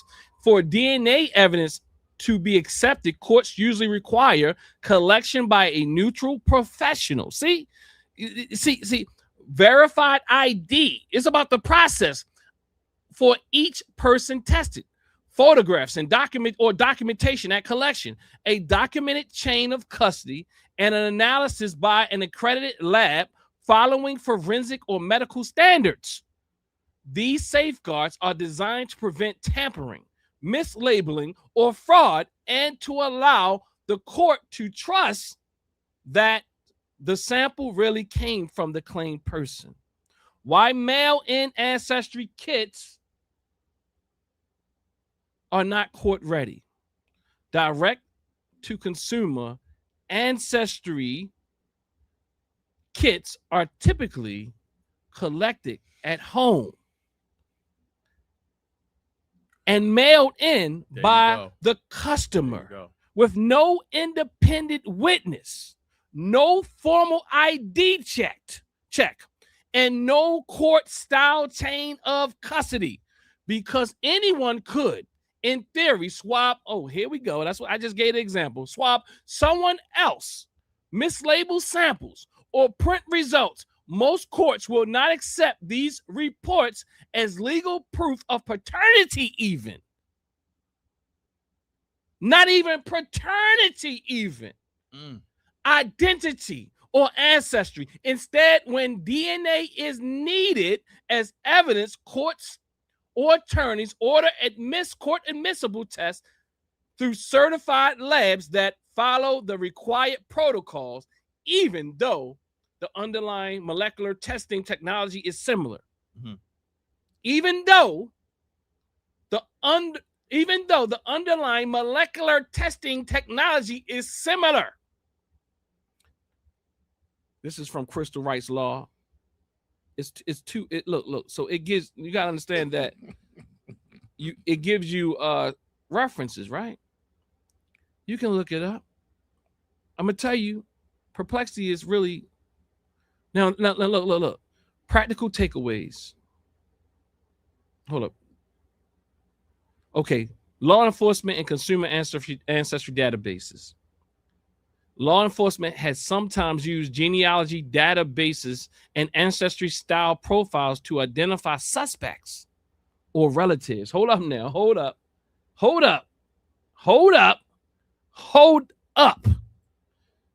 There's a turn here a bit. It says law enforcement and consumer ancestry databases. Law enforcement has sometimes used genealogy databases and ancestry style profiles to identify suspects or relatives, often through open platforms like GED Match. Major companies such as Ancestry state that they do not release DNA data without valid legal process. And they require warrants or court orders for genetic information, though policies and legal protections remain contested and evolving. This use is controversial in terms of privacy and civil liberties, but it shows that ancestry-style DNA profiles can be used investigatively. I'm surprised I was able to say that this late. That is distinct from being automatically admissible as courtroom evidence under standard rules. Some practical takeaways, family, and I'll bring us back on the camera.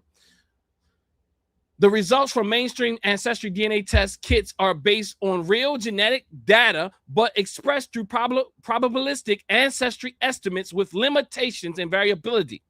For legal questions, such as paternity, inheritance, immigration, criminal identification, courts typically insist on specialized legal DNA tests done under strict chain of custody and accreditation, not ordinary consumer ancestry kits.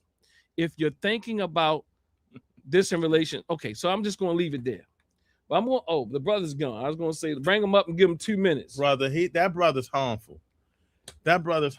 Brother, no black people loved the country when they was marching, getting sprayed by water hoses. See, that's why you got to watch who you got to be really responsible when you talking to these people, because they're crazy. That's harmful. You love this country when they was lynching us. You love this country when they was spraying the water hose on us. You love this country when we couldn't sit in the front of the bus. You really love this country then? Come on, man. Like you tripping. You really tripping. That's irresponsible. That's painful to hear, because you got to prove a point. You see, when you talk about unity and you talk about where we're from and things of that nature, man, we could laugh, and I'll laugh at you. But he messed up on something, Doc, when I said, if you worked for me and I ran the business and I treated you like crap, but everybody else loved the business, how would you feel? Well, this country isn't a business. No, just answer the question. Well, again, just answer the question, because this country is run like a business. Yes. The Constitution that was created, absolutely, didn't even believe you was a whole man. But you love this country that much. I love my neighborhood. I love being in the U.S. The U.S. is the most powerful country. It could be a lot worse than somewhere else, but it's not a good country when it comes to treating black people right. And for him to act like none of these things happen to us is crazy.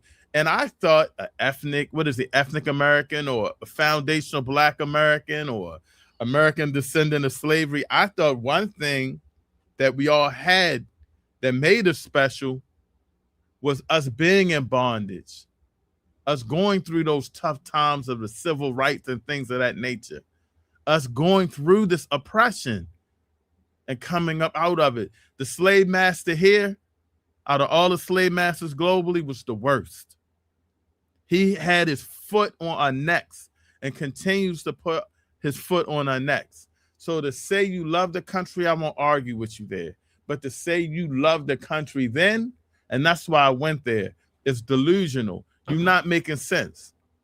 You're not making sense. They just was grabbing people, lynching them up. But you gotta keep in mind though. See, again, I think you know this though. You're saying that that's an example of a Sambo. I just want y'all to know that he doesn't. He will sell his people out quick. He doesn't believe he a Sambo, brother. He's brother, you a Sambo. You know what he believes? You a Sambo, brother. No, you gotta listen to the sickness though. So you are a warrior.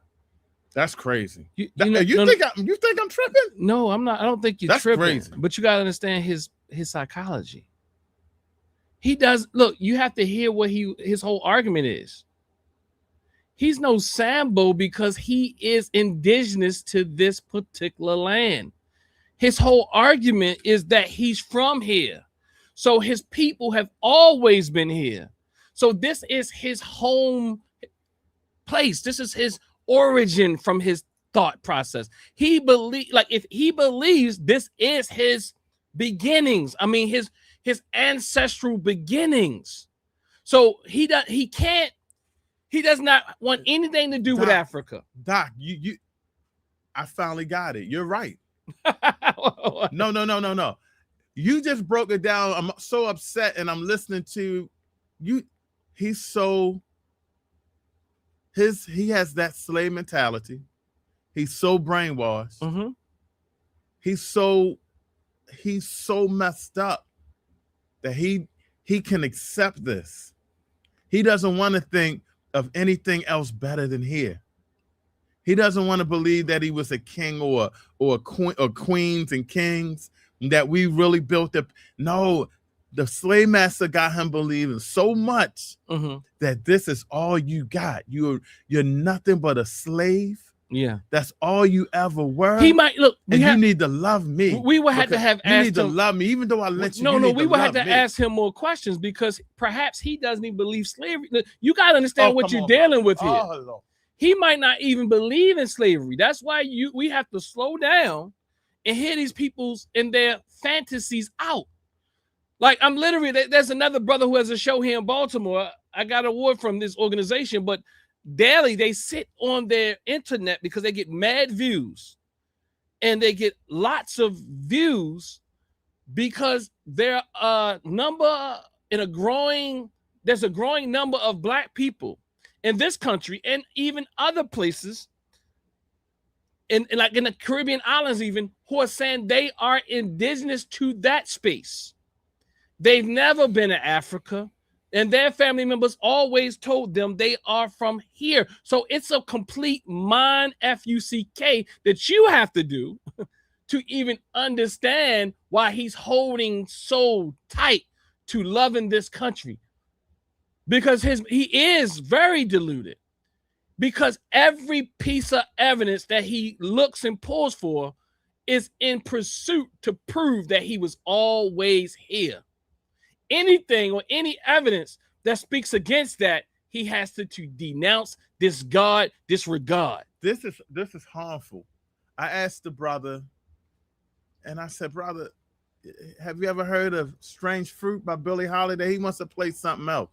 You ever heard of another song, brother? Everybody got a flag but the coon? Because that's what that white man was calling you then, and probably still calls you. See, I talk about Black unity and global unity, so the white people jump on my Facebook and they tell me how they really feel. You know, it's not delusional. They tell me how they really feel.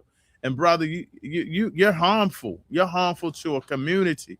I hope you're not teaching your grandkids or your kids that, oh, America was great when they were lynching us, and oh wow, man, it's just great to be here. It wasn't. And brother, really go through and learn your history about the slave history, the Mormon church. Some of those records still exist, good brother, because they were starting to keep records of people as soon as they came off the slave ship. So, you know, and by the way, we were over here before Columbus, brother. We were over here trading and things of that nature. So we have to stop with the self-hate and the delusion. So read here, brother president, this person, I can't say the word, but Lache Incorporated says, I don't agree with the idea that delineation is self-hate. Skipping over your roots in the U.S. claiming to be African, claiming to be pretending, etc., is self-hate. Now, this is a new version. This might be the Black American, the new Black American group. I would say it isn't self-hate. I call myself African American. So that's not self-hate. If you think it's I think what you don't understand is we're talking about a global oppression of people that look like us, and we really have to stop. We really have to realize where all of this came from. And it came from white people putting this in our heads. That's where it came from. For us not to want to be African is harmful. For us not wanting to be in a space where we came from is harmful, and we need to really get educated on a lot of things. And one of the most important things is we have to be educated on how the world thinks of us, because sometimes we want to get away from everybody else and be blessed to be here, but we don't realize how we're being treated here. That's how messed up we are as a people. So no, if the brother wants if the brother wants to be ethnic or whatever he wants to be, that's fine. But to separate yourself from your people is what the white man wants. And you got to wake up and understand that, because as long as he got you over here with his foot on your neck, you in trouble. And that brother is a lost soul. I mean, I've dealt with a whole bunch of them, but he's one of the worst. The minute he said that, yeah, I've heard of Strange Fruit. You shouldn't even mention another song, brother. They was lynching us. There's no way you can love this country when we couldn't get on the front of the bus. When they was lynching us, we were marching because the country was treating us awful. And you love this country, you that brainwashed? Come on, brother. I don't even know if I can call you a brother, because you're a traitor to your race. You're a traitor to even your own ethnic Americans. If you can sit up here and say you love this country so much, do you know how many times I hear people say I love this country because my father was a war hero and this or that? Do you know how many war heroes come back and say how they were treated by this country? Come on, brother. If you want to talk and debate, let's debate. You got killed already on the DNA thing. But for you to just really talk about USA and rock that flag, that's okay. But be realistic on what that flag has done to oppress your people now and going on. I suggest you come to Baltimore City, you go to DC in the hood, and you ask yourself, how come these guys are selling drugs here, but they're not selling drugs in Southern Maryland where you live? Where it's probably where you might be the only black person there. He back. You want him? Yeah, I want to bring him in, brother, because I'm worried about this, brother. I'm worried about him really bad. I mean, that wasn't. It's not funny, brother. You're really crazy, brother. You're really crazy to say.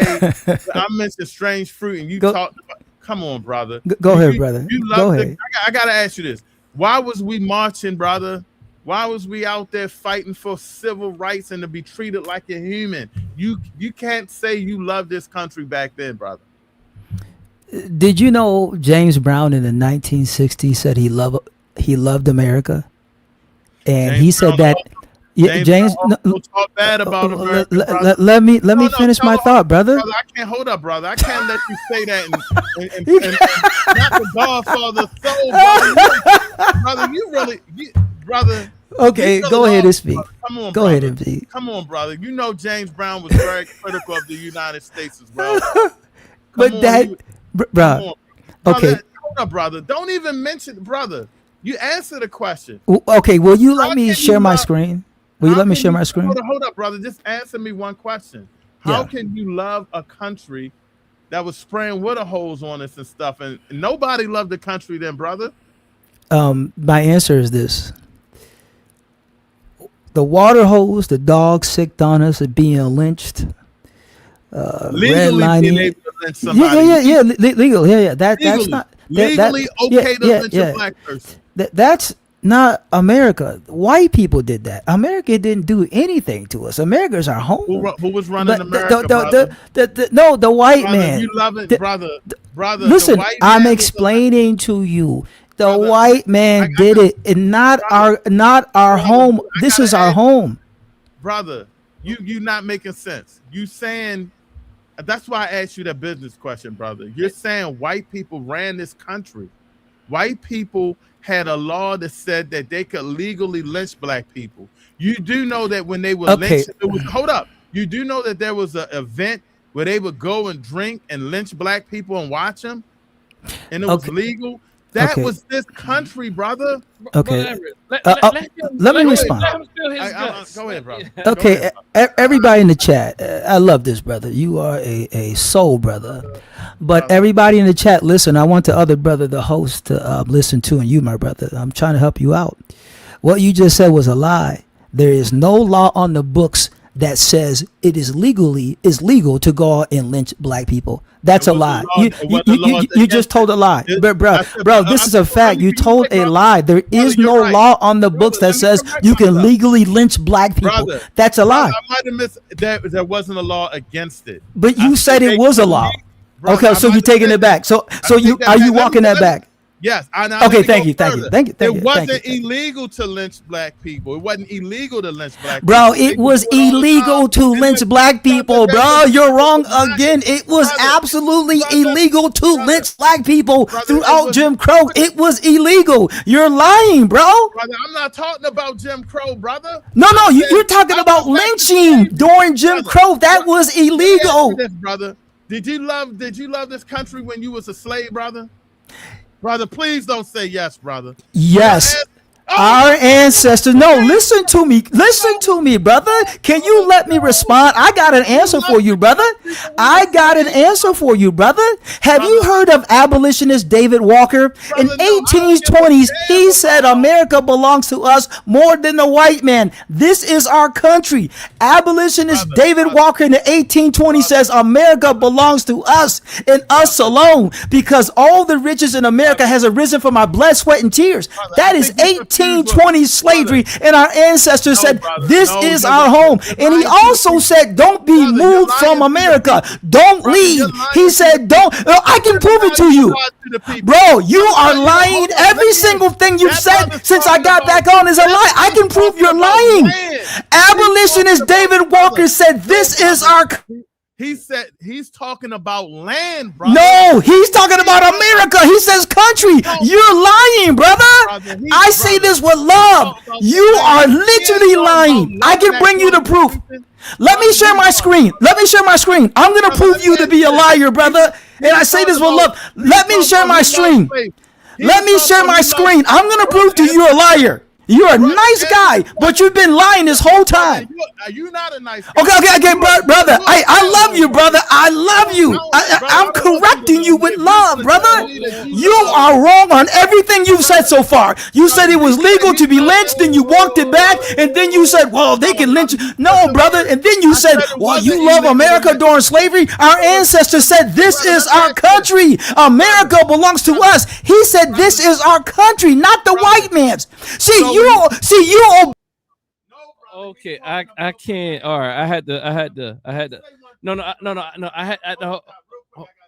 Hold on. Let's. They're not gonna hear you, brother. I had to cut both of y'all. All right, family. We're gonna look how y'all doing in the chat. Let's check it out. Hey. Look. I don't know what they're talking about, but I do want to say this. The first conversation, the first point, he's coming in saying that you are you're lying, but again, I show information where he was totally off in lying. Well, I'm not even calling him lying. He's supporting his illusion. Now I don't even know what is going on right now. I'll be honest with you. I don't even know what y'all debate. Now I'm gonna bring both y'all up, but I want to ask if we can get some order. And I'm gonna let you back on, brother president, and then I'm gonna give him.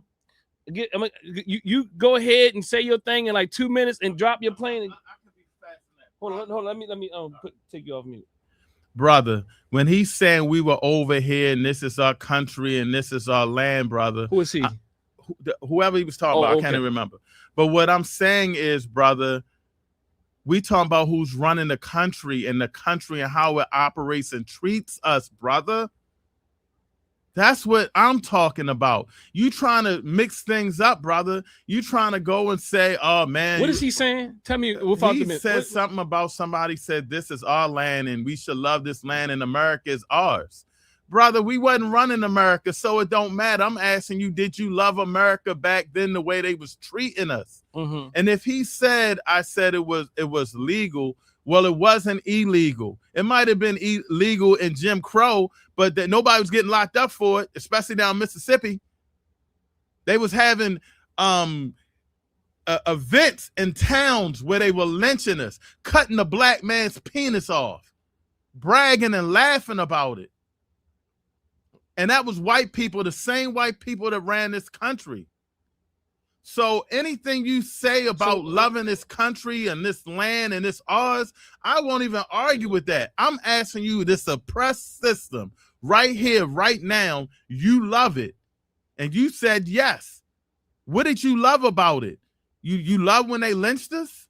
Don't change the narrative and go to all these quotes. I'm talking about how they treated black people in this country, the people that ran it, not the land, not the country itself that you're going to say we were over here before, what have you. I'm talking about this country, the U.S., that flag. You said you're something U.S., so that's what I'm talking about. Don't change the narrative, brother. We were marching. We were fighting. We were getting spit on. Dogs was biting at us. Come on, brother. And take it back to even slavery. He says the guy says something about slavery. I don't give a damn. It's two things I do, and I look real at it. You can read a book and you can tell me a whole lot of quotes and you can put me in that situation. If somebody's spitting on me, sending dogs on me, oppressing me, I'm not going to love this country. So I don't care what you got to prove or what you got to show. There's common sense when we come to things, brother. It's common sense. And it's not funny. And I hope you're not telling kids this, man, that it's okay to love a country that lynched you back at that time.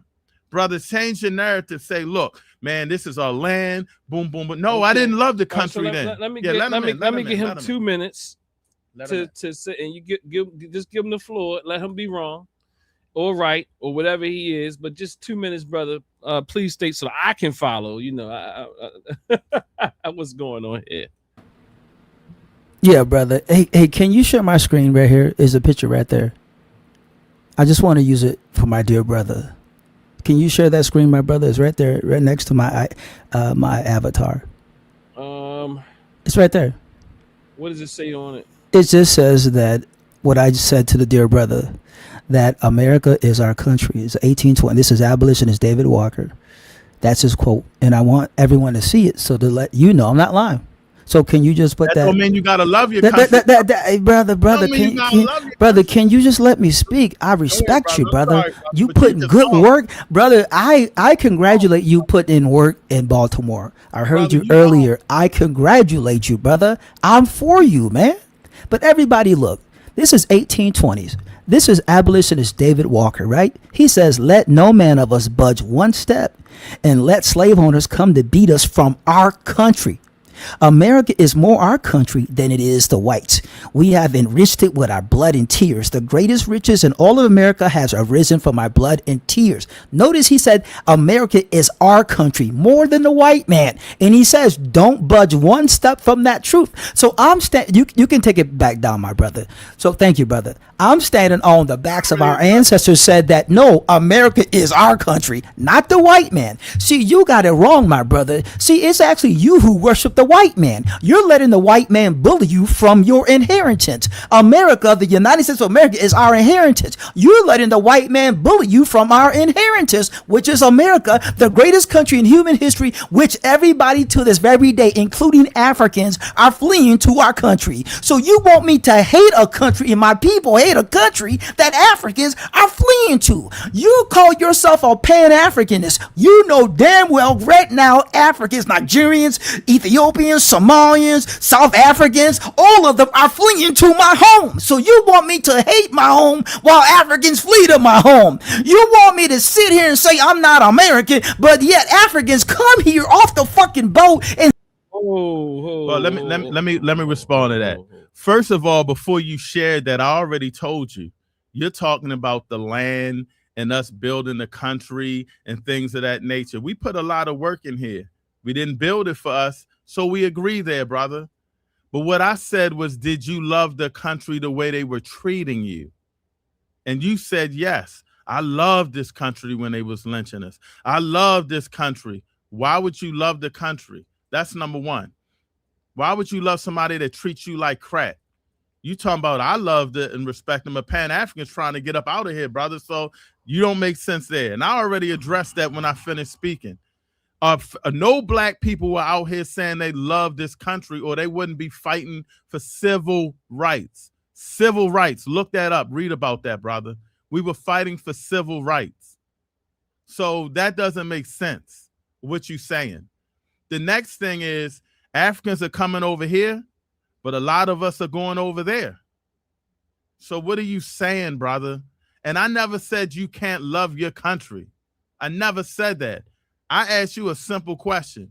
Did you love this country when they were lynching us? You said yes. But you know, and I think the main thing the brother is doing that's very harmful is he's accepting those ass whippings of the oppressor and smiling and loving that oppressor. And I don't love the oppressor.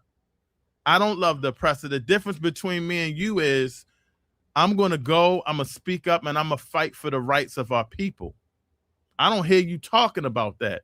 I hear you loving this country and all this or that. But you know, when it comes to loving this country, you got to love the people that runs it. So what is it that I'm curious about? A few things, right? So let me just say it like this. I think what he's doing, he pulls out one historical figure that says a thing, right? There's plenty of other historical figures who don't agree. I got a historical figure, Doc. Yeah. Can I tell my historical figure? Yeah, then please turn it back over to me. Yeah. I got a historical figure. Yeah. My father. Uh-huh. My father said, if these goddamn crackers keep taking my money, it's going to be a problem. They treat me like crap. Whatever you do, son, try to get your own business. Try not to depend on them as much as possible because this country hates us here. Yeah, so I mean, what is he talking about? So, I mean, I appreciate, that he pulls out this piece and he the more he talks, and I'm just curious what his theory is. And let me talk to the dear brother, because he can show that David Walker had this ideology, but you can show that there's others who didn't share that ideology.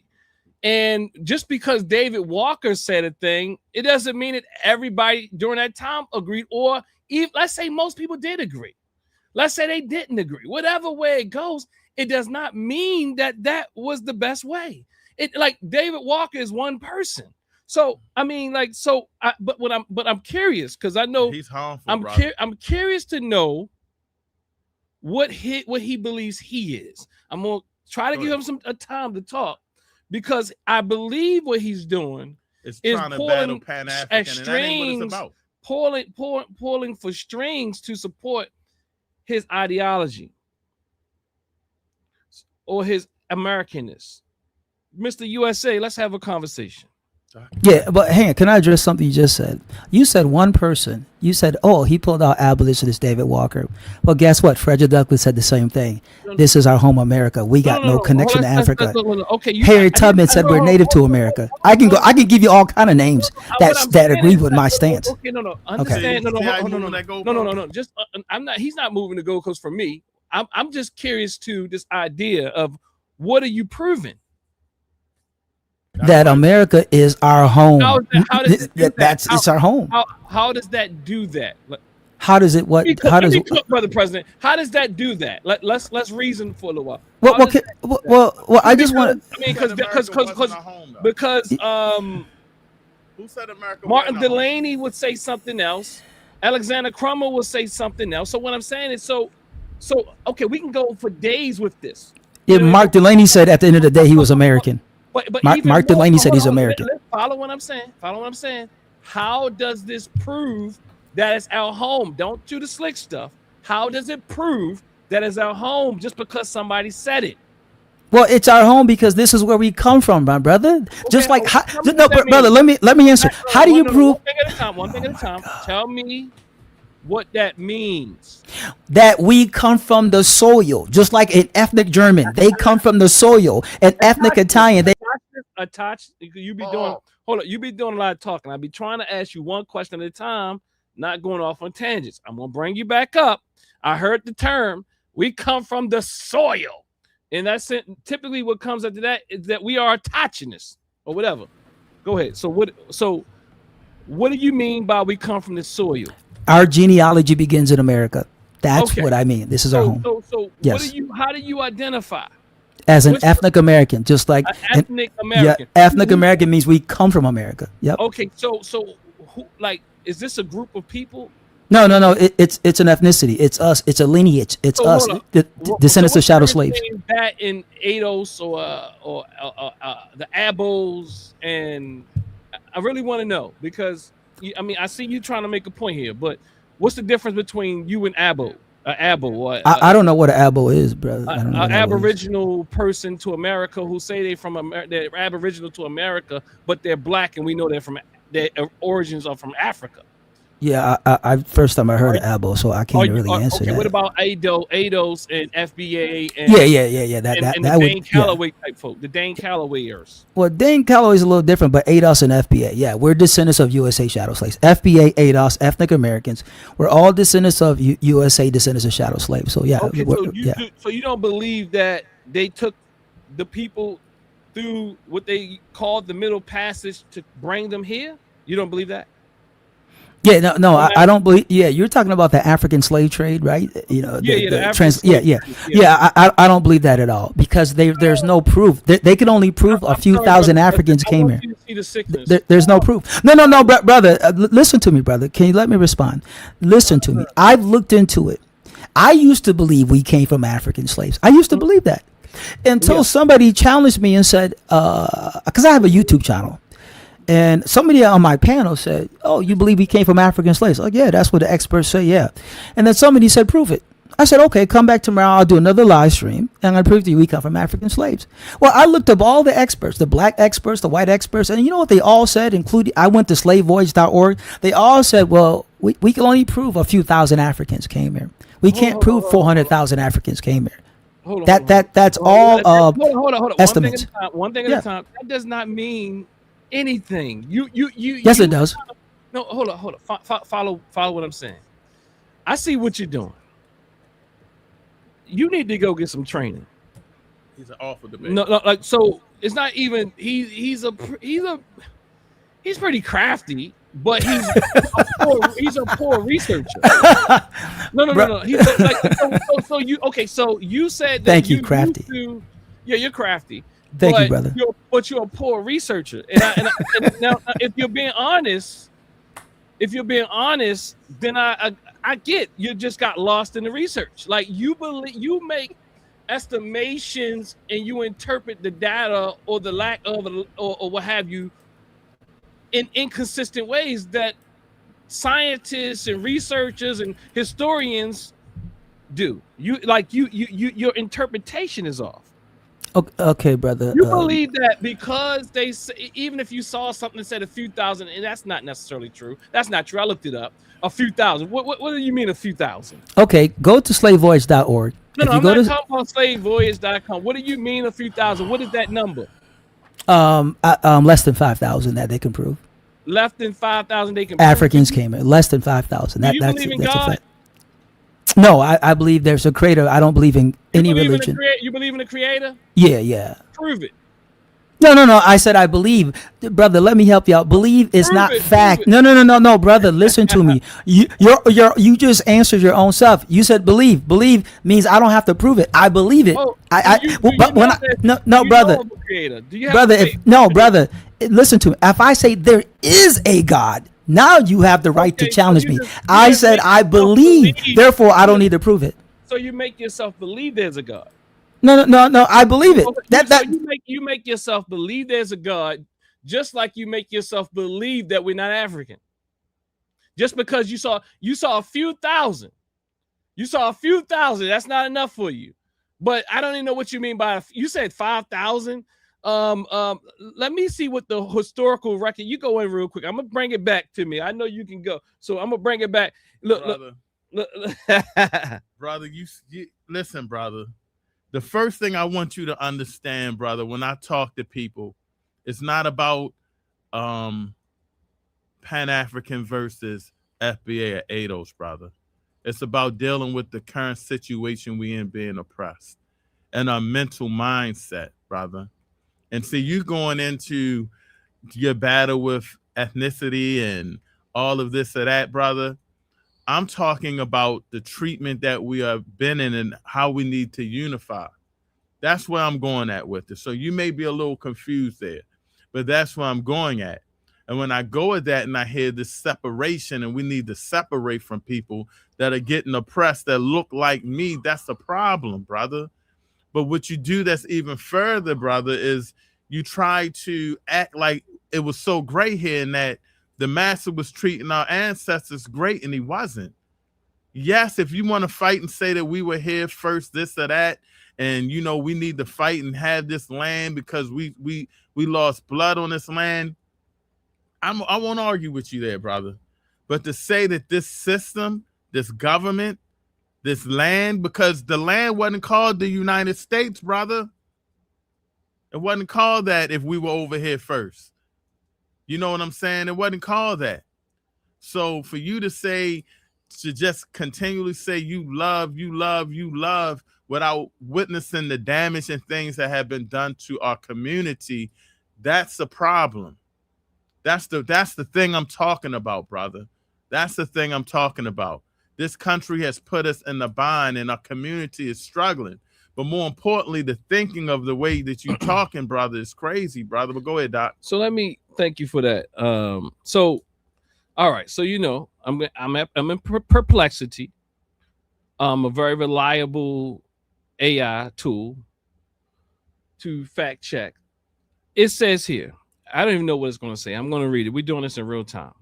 For scholarly work, the key is to anchor your numbers in the major peer-reviewed synthesis and the core data set historians use, especially slave voyages. Then add a few demographic and interpretive works. Below is a structured list you can drop. Okay, it says a syllabus. I'm a professor, right? So core quantitative data sets and references and reference works. Slave voyages, the transatlantic slave trade database at Emory et al. Hold on, stop, Doc. Say that part again. Emory et al. No, before that. Trade database. So there's a database? Yes. Because he said there wasn't. Remember that? Did he say that? Yes, he did. Oh, boy. Go ahead, Doc. Go ahead, Doc. He said there's no open record. access database, 36,000 plus documented transatlantic voyages. Go ahead, man. And millions of enslaved Africans transported with voyage level citations. Enslaved.org, Peoples of Historical Slave Trade, peer-reviewed digital project, and the Journal of Slavery and Data Preservation publishing original data sets on enslaved Africans and descendants.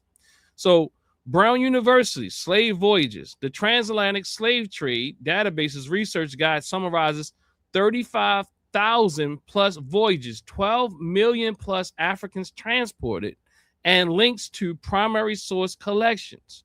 University of Texas and San Antonio Lib Guide, the Transatlantic Slave Trade Academic Guide to Databases on Slaving Expeditions, Legal, Marital, and Government Documents Related to Slavery. Princeton University, African American Studies, Lib Guide, Slavery and Slavery Trade Databases 25,000 scholarly works on slavery worldwide since 1900, plus curated primary collections.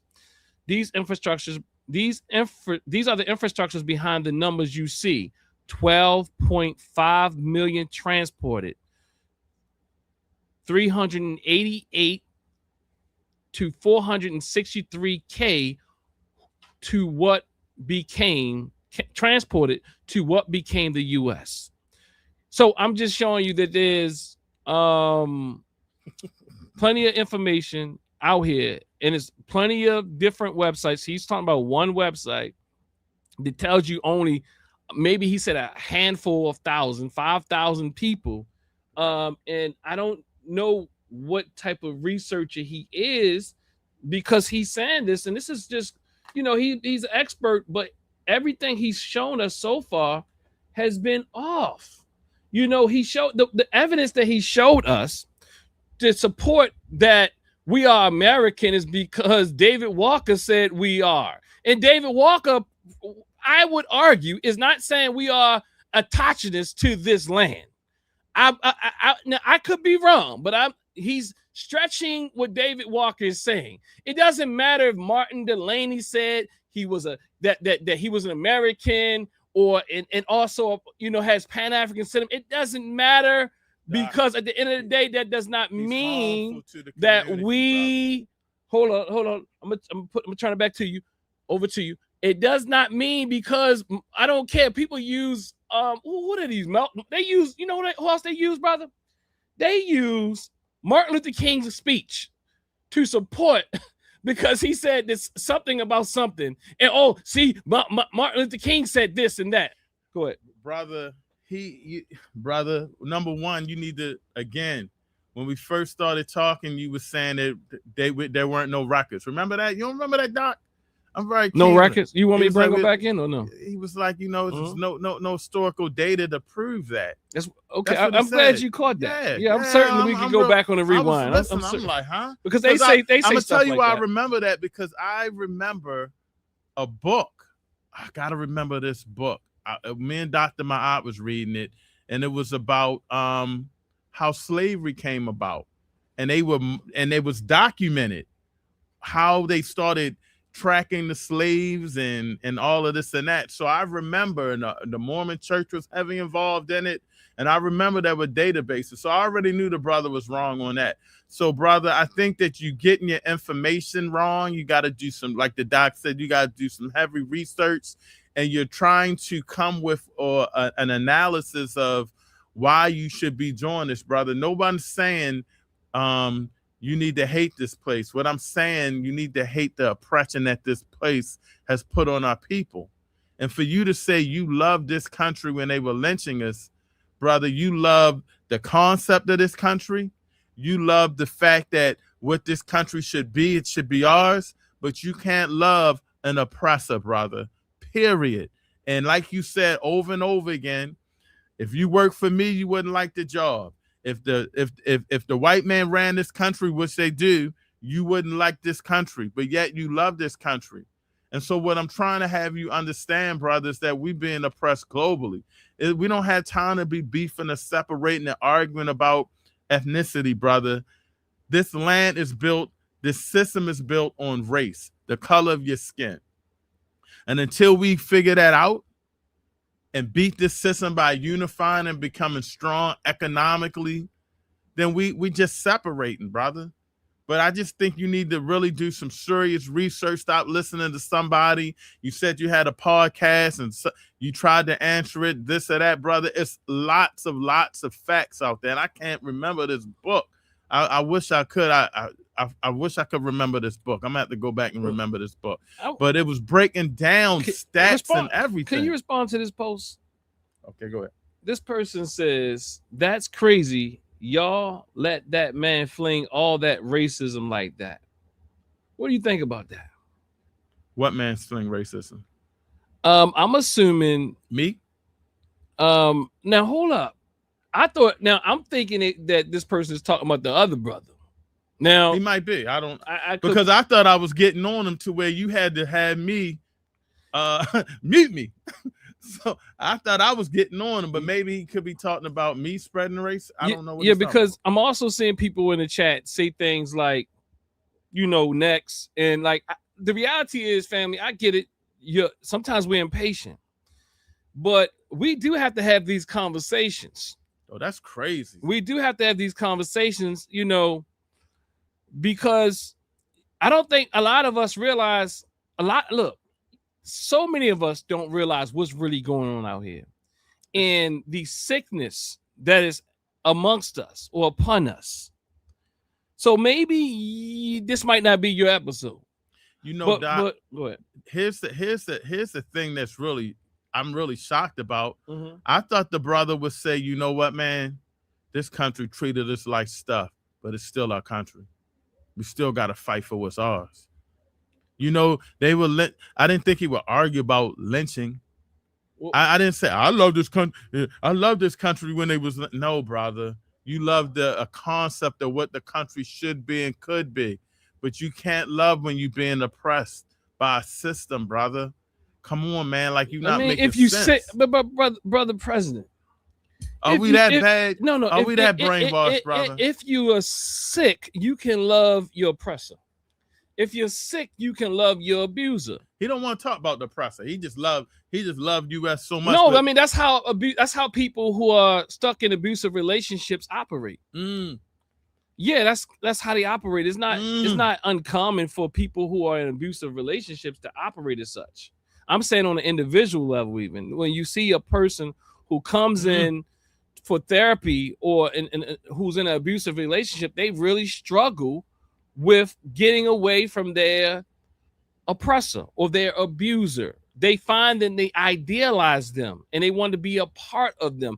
They will begin to take the blame themselves. What's really harmful is the fact that he was so caught on fighting for what he believed as far as ethnicity and hating on Pan-African that he's oppressing his people by allowing them to stay oppressed. See, there's two things that could be wrong. We may not agree with the philosophy of everybody going back to Africa. That don't mean that we can't unite and fight this oppression. People are really sick and crazy to the point where they feel that they have to fight so hard to rep something and love something. But brother, I'm never going to love anybody that treats me bad and unfairly. And I hope that you're telling your kids that. So we got somebody else. He looks pumped. He's moving around. He's getting his camera ready. He got his glasses shined up. He moving. He's smiling. He's shaking. He doing it. He look. Hey, he got a lot of energy. He trying to get his good spot. Let me make sure he get his spot with his. Hold on. I'm not gonna bring you. Just don't tell me you. I mean, I lost it right then and there. I loved it when they was lynching us. I mean, we sick, master. Hold on. Did that man say he loved it when they was lynching us? That's why I said, because he said what he's trying to say is this country is ours and we should love this country. And that's what the people were saying. But no, brother, you taking it out of context. They're saying the possibilities and all of that, and we worked in this. Absolutely. They're not saying we love it right now, or we wouldn't be marching. Say, please. We wouldn't be marching. Brother President, say that one more time. Slow it down. You're saying that basically the people he mentioned, David Walker, whoever else, historical figures who fought for us, they are saying that we have stake in this country. Yes. They're not saying we are our origins began here. No. And they're also not saying that we love being oppressed here. And we love being oppressed here. And that we love being lynched here. And we like how you treating us here. They're not saying that. They're saying we should love this country as the land and this or that. But come on, man. Like, you overdoing it. That was just a overkill. And then you didn't come with the facts, good brother. I mean, but I said that before he spoke. As soon as he went to that other song, like, what are you talking about, brother? I think I got two people on. I got Mr. Taylor. Speak to brother President Everett Winchester. Can you guys hear me? Yes, sir. Okay, good. First of all, thanks for having me on, Dr. Daw, Brother Everett. Peace and power. Fan of the show. I found you over on Dr. Balls on I Mix What I Like, and I've been following since. That was my comment on the screen, that Trey Dupree comment that said, why y'all let that man fling all that racism? I was talking about your caller. Because soon as he got to talking about, they flee their land and come over here and invade our land, I'm like, first of all, they doing great replacement theory, first of all, for black people. I think it's Afrophobic. All that FBA, ADOS shit is just an attempt to distance themselves from Africans, period, and Africanity in general. It's an identity crisis. Yes, sir. But I was just saying, that guy in particular, there might be some other more reasonable dialogue to be had with somebody else, but that guy was just like a racist. There was no nutrition. There was no value in that exchange. But I understand what y'all trying to do, but that was a nutcase. As far as let me say this to you, good brother, though, that the sad part is he's going around spreading this stuff. Yeah. See, this is why we have to get our propaganda out there, that we have to start fighting these people. No, for sure. Because this brother could be telling us, the kids. This brother could be telling, man, hey, that they all, and that everything he said was kind of nonsense. Africans, man, we're going over Africa at a high amount now. So the fact that he's saying these things, he was wrong on his stats, and his argument of points is so wrong. I got so upset I really couldn't sit. Once the brother said, I love this country, when they was lynching us, and let me tell you why, I'm like, there's no reason you can tell me why. That's like saying I love my father when he was giving me a spanking. I loved him, but I don't appreciate that spanking, and I'm not going to appreciate it. Nobody appreciates getting pimped. Nobody appreciates getting oppressed. And like you said, that brother's, he's a racist. He hates himself. Well, he has as well. Self-hate. People will call self-hate or injected racism. And I tend to disagree with the idea that there's no utility there, because I think it's a lot of us don't really know this happens, and it's okay to have conversations with even. You're right. You know what I mean? They keep up a lot of shit on the internet already, on Twitter and various other social media spaces. So I guess I'm just used to it. No, I get what you're saying though. Yeah. So because a lot of us, like, I don't go over to Twitter. And a lot of people who come over here, they haven't heard these things, and they think that the fight is not even worth the fight. You know what I mean? They, and again, this brother that's talking, I mean, sometimes it's very difficult to figure out whether they really believe the stuff they're saying, or if, like, is it sickness or being a charlatan? Is it sickness, or is it? I mean, because I put it all on sickness nonetheless. The baseline is sickness, but I'm trying to figure out what kind of sickness. Is it that you're anti-African, anti-black? I mean, black African? Are you so hurt, or are you just so confused and delusional that you believe that your interpretations of the data is accurate? I mean, I don't know. If I go in my Afro-pessimism bag, in my Afro-pessimism analytic, it is anti-blackness. I know that sounds counterintuitive because they like to claim to be black. Yeah.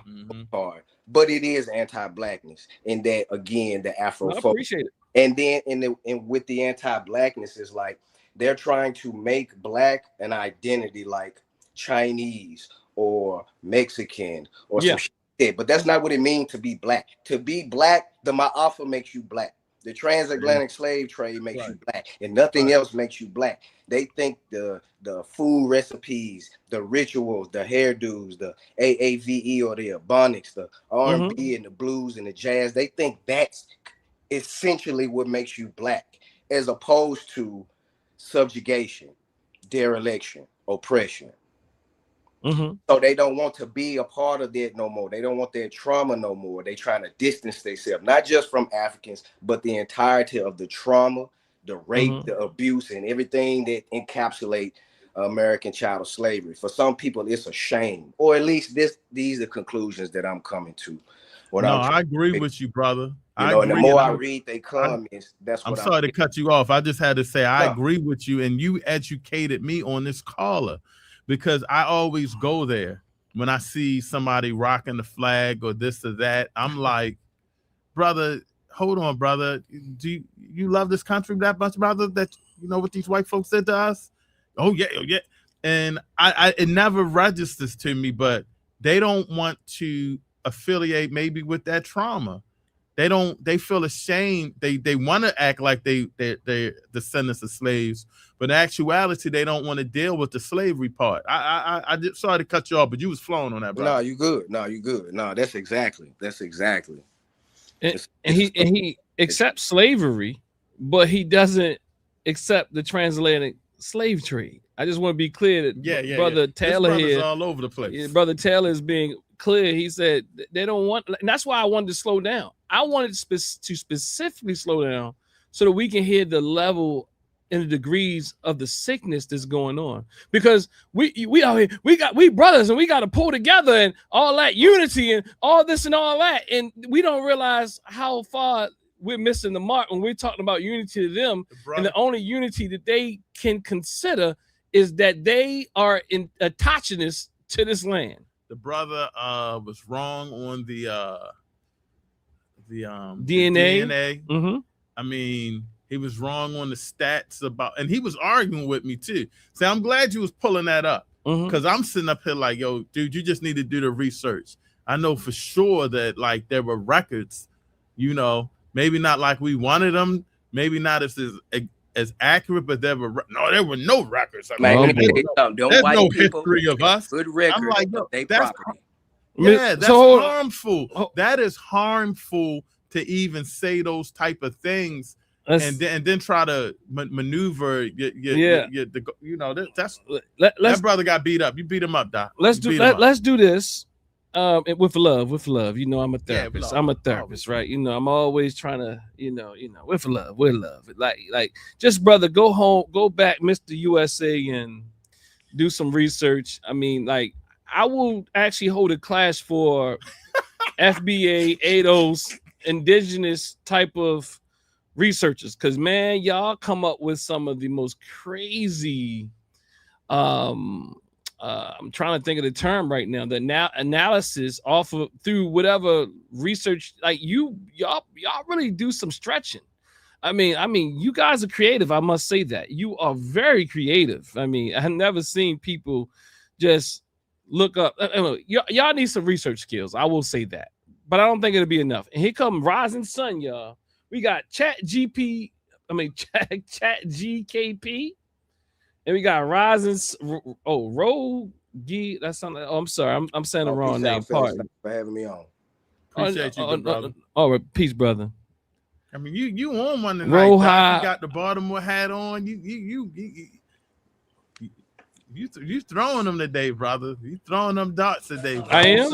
I'm saying the wrong name. Pardon for having me on. Peace, brother. I mean, you on one. All right, so this is what we're gonna do. We're gonna go with Chat GKP. Yeah, just a little rebrand, you know. Tether Supreme. I was wondering if it was you. I was like, that's me. What kind of person we got going on?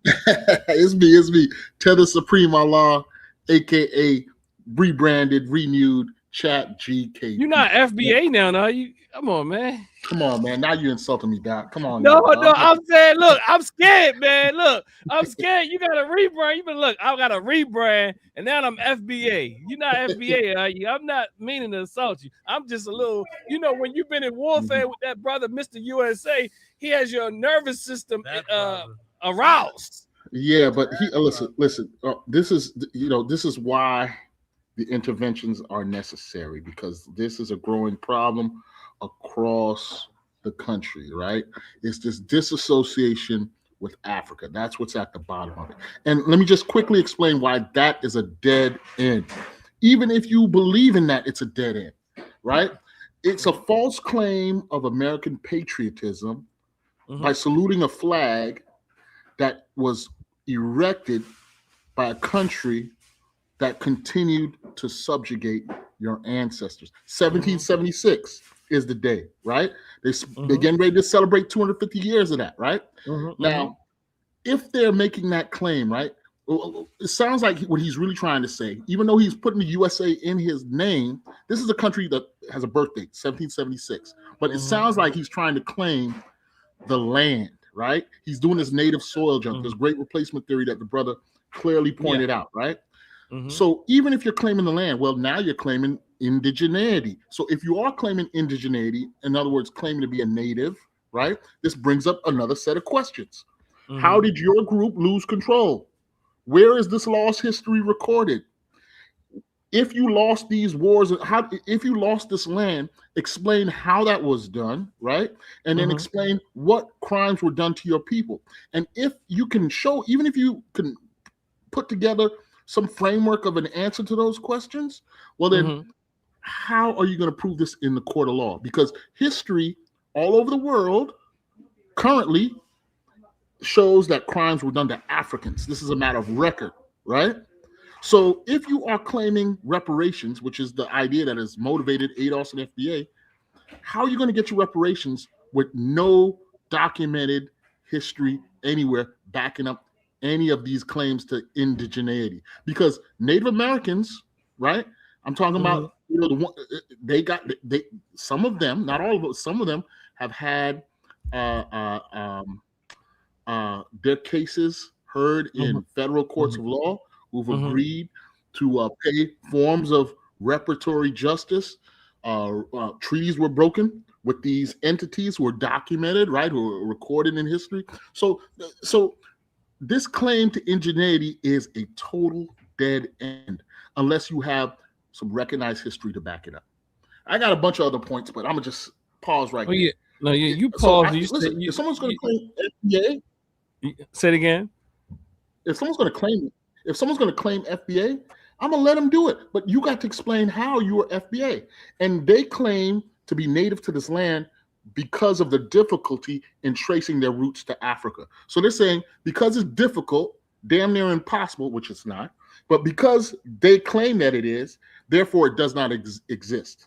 Therefore, I can make believe that my genetics started in the Americas. Why? Because it's too hard, quote unquote, to trace any connection to Africa. That is a bull ass claim. Man, you know what I'm saying? I mean, but the exaggeration of the claims, though, brother KP. I mean, even if his data was correct, I mean, I could really try to follow him. Like, do you you sound like you are very familiar with this? Do you believe that he really believes this? Like, because it doesn't really fit with the data. Like, what does he search for? One website that's like backwards, or like tell me, what do you? Because it sounds like you've been kind of looking at this thing for a while.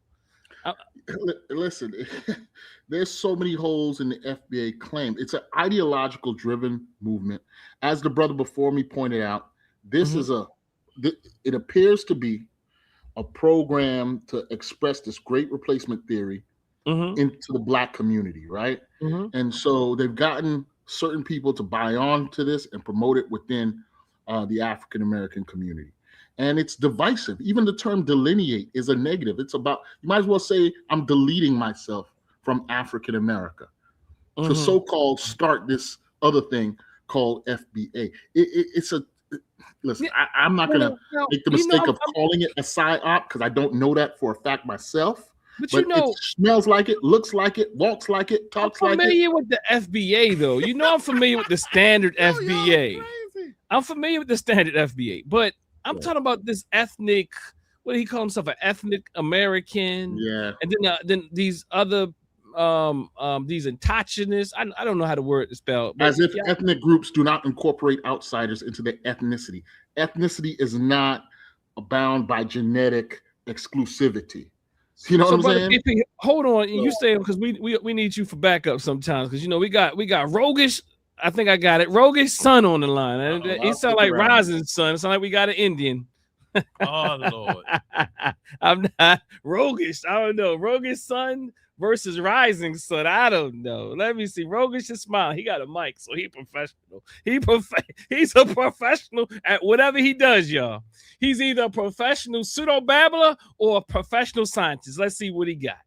He getting ready to what it discredit is, me man. because I'm from the Caribbean. That's what he's gonna do. He's gonna say he's from the Caribbean, so don't listen to him.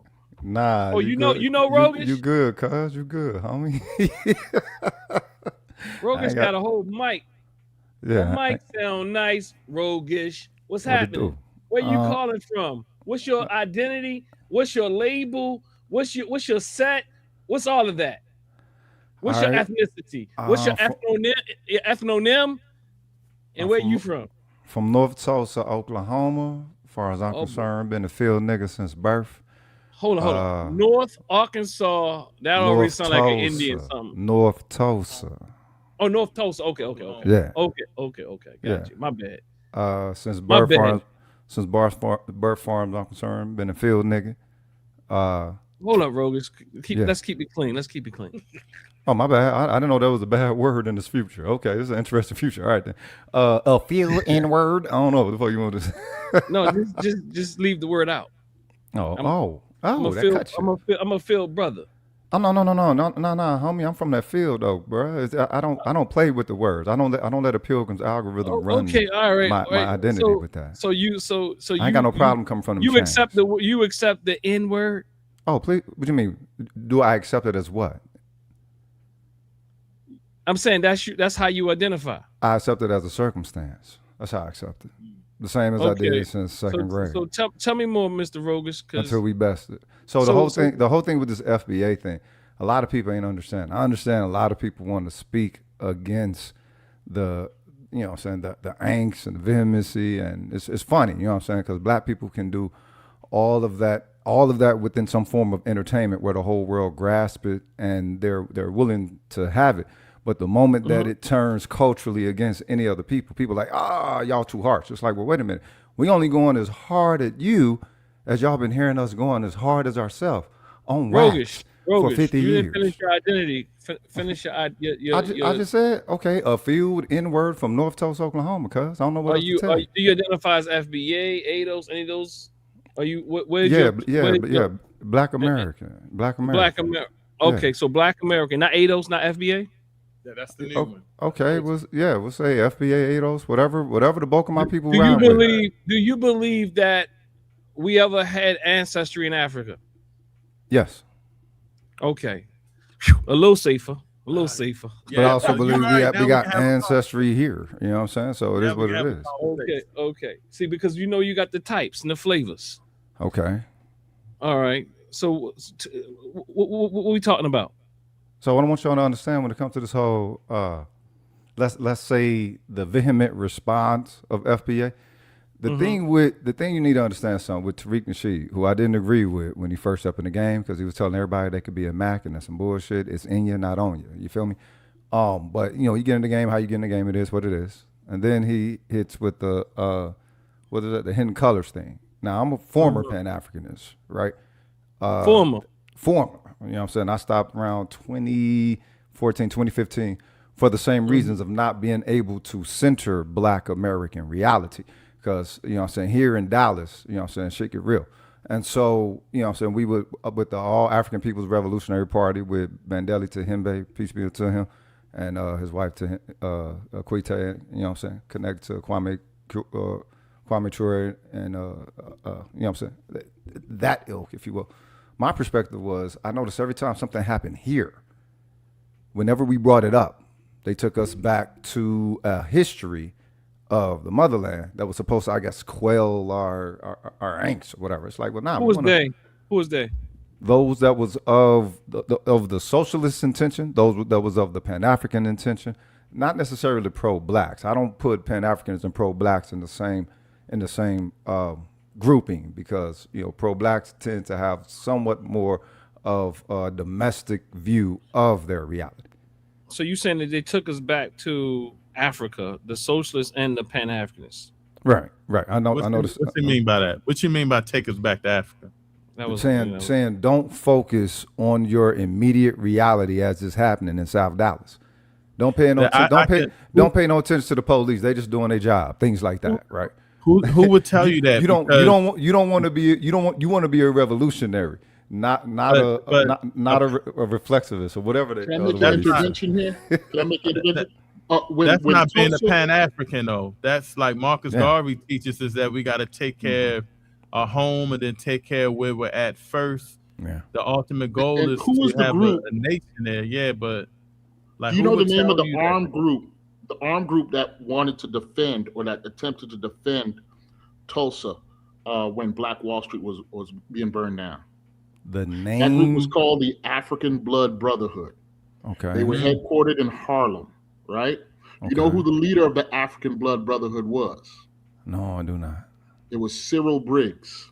Okay. Cyril Briggs from St. Kitts. Okay, right? I get it. And they were setting up chapters throughout the United States and throughout the Caribbean, and throughout Latin America. Right. Now, this group, they did become the first Black communists. Okay. But at the time, they were talking about the armed self-defense of Black communities everywhere and working to materialize these goals. And these guys were Pan-Africanists. Okay. And yes, they many of them went into the Communist Party because of they actually traveled to Russia and broke bread with Vladimir Lenin and helped to give substance to the claim of a Black homeland in the South. Right? Harry Haywood was a member of this group from Chicago as well. And it breaks this down in the book called The Black Bolshevik, right? So Cyril Briggs, but what I'm trying to point out to you is that this was a Pan-Africanist militant, because you claim to be a field brother or field N-word, right? And they actually worked to realize this. Okay, so we're going to disqualify them because this they're was in the Pan-African 1920s, because they're communists. I'm speaking I'm speaking in 2009, 2010, 2011, 2012, 2014. Let me ask you this, brother, because you said you believe we from Africa. It seems like whoever. No. I said that we do have history there, but I don't believe all of us are just from Africa. I can respect you there, but you said a couple of things that I just want to clarify. One of the things you said was that people were, whenever someone was telling you we had problems here, they were telling you to deflect to Africa. So I gotta let you know, whoever told you that, they were wrong on that. You always gotta take care of your things here. But who told them that? Like, what Pan-Africanist group actually says that? Yeah, who would say that? I don't know if this was their perspective as a group, but the group that I was doing community service with is the All African People's Revolutionary Party. So are you saying that here is a place called the Pan-African Connection, located in South Dallas out here. Y'all can probably look them up online, check them out. So you saying that but you said a few things here. I want to be clear. So you said you don't know if that was the group's thought. Yeah, the entirety of the group. All I know is that here I was ready to take other actions, and you don't get supported by that. So hold up. But you said something. But hold up. Even more so, I'm just giving you my pedigree with your experience. You're right. Which really pales in comparison to understanding why there is the umbrage that those of FBA is taking with the diaspora, African identity, connectivity, and all that. But let's stay on topic. So what I'm asking you is, someone told you that, right? That you're saying, but you don't know if that was the no. They expressed that was the value. It wasn't somebody told. So they told you not to. They told you not to protect. Your example. No. Do not worry about police brutality here in the United States. Hold up. Wait a minute. Do not put anything verbatim. Okay. I'm asking you a question, brother. When someone tells me that the police are merely doing their job, you don't have to focus on them like that. So that is how I perceive. An individual told you that, right? Well, also after having been with the group and serving with the group, you can see how pulled back that they were toward things that I want that I wouldn't have pulled back from. You feel me? Well, you kind of sound joining. Like, hold up. Coming and joining those ranks straight from the military. So basically, what you sound like to me is that you feel. It sounds to me like you were upset and frustrated with the lack of progress. It doesn't sound like the group told you this, but you felt like more could be done. You asked me not to look at things verbatim, but I was very close to repeating you verbatim. But then you say that, maybe there was a person, but first you start off and you said that the group had held this ideology or this perspective. But then you said, well, I don't know if it's the whole group. Like, you seem to be like not wanting to hold down on what you're articulating. Go ahead, brother.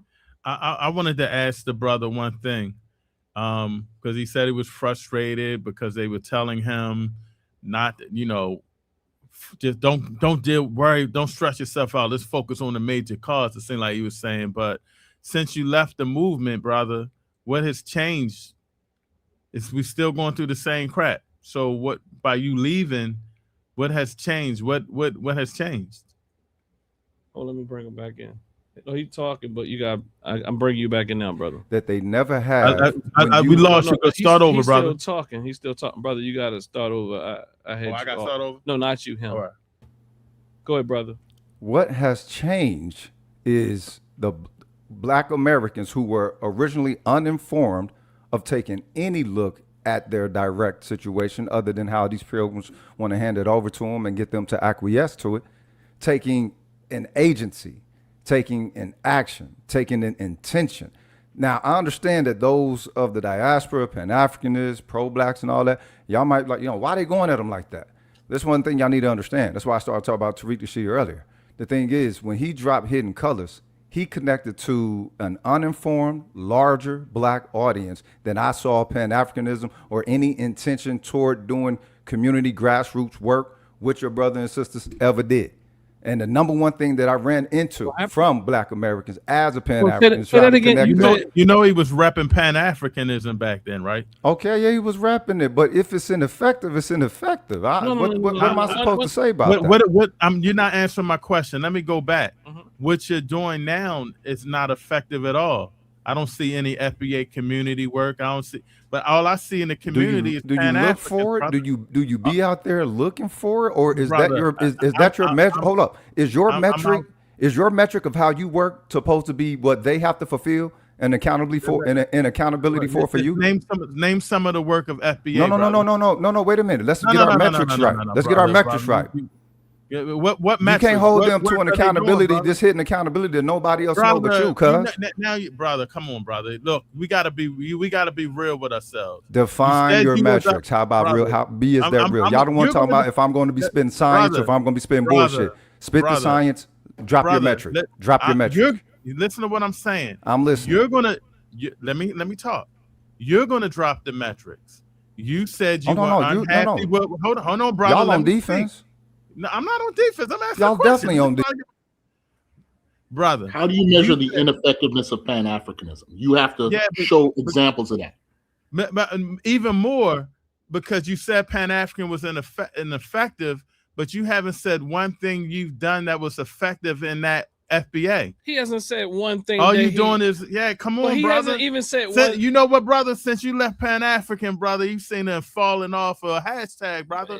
I don't see no work you've been doing, brother. But again, he is one of those brothers that I identify as being hurt and frustrated, disappointed with whatever reality he thought that Pan-Africanism could accomplish, which was probably unrealistic.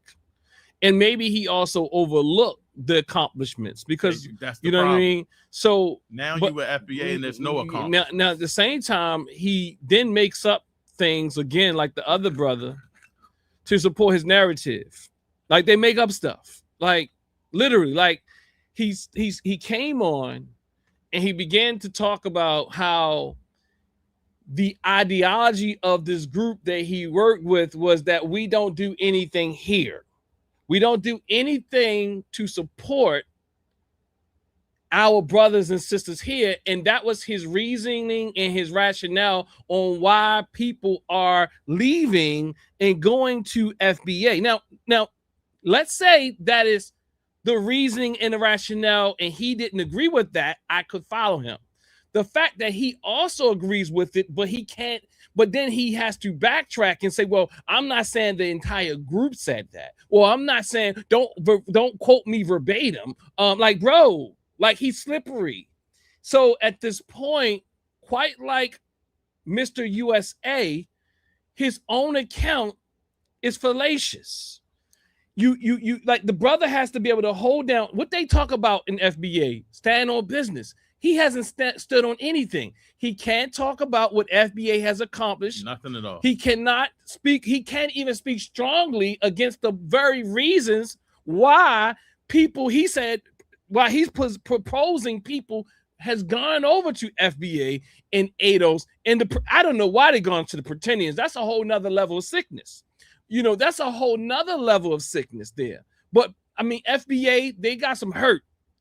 But there's levels and degrees to mental illness. There's just levels to it. I'm calling this a social mental illness, an identity crisis.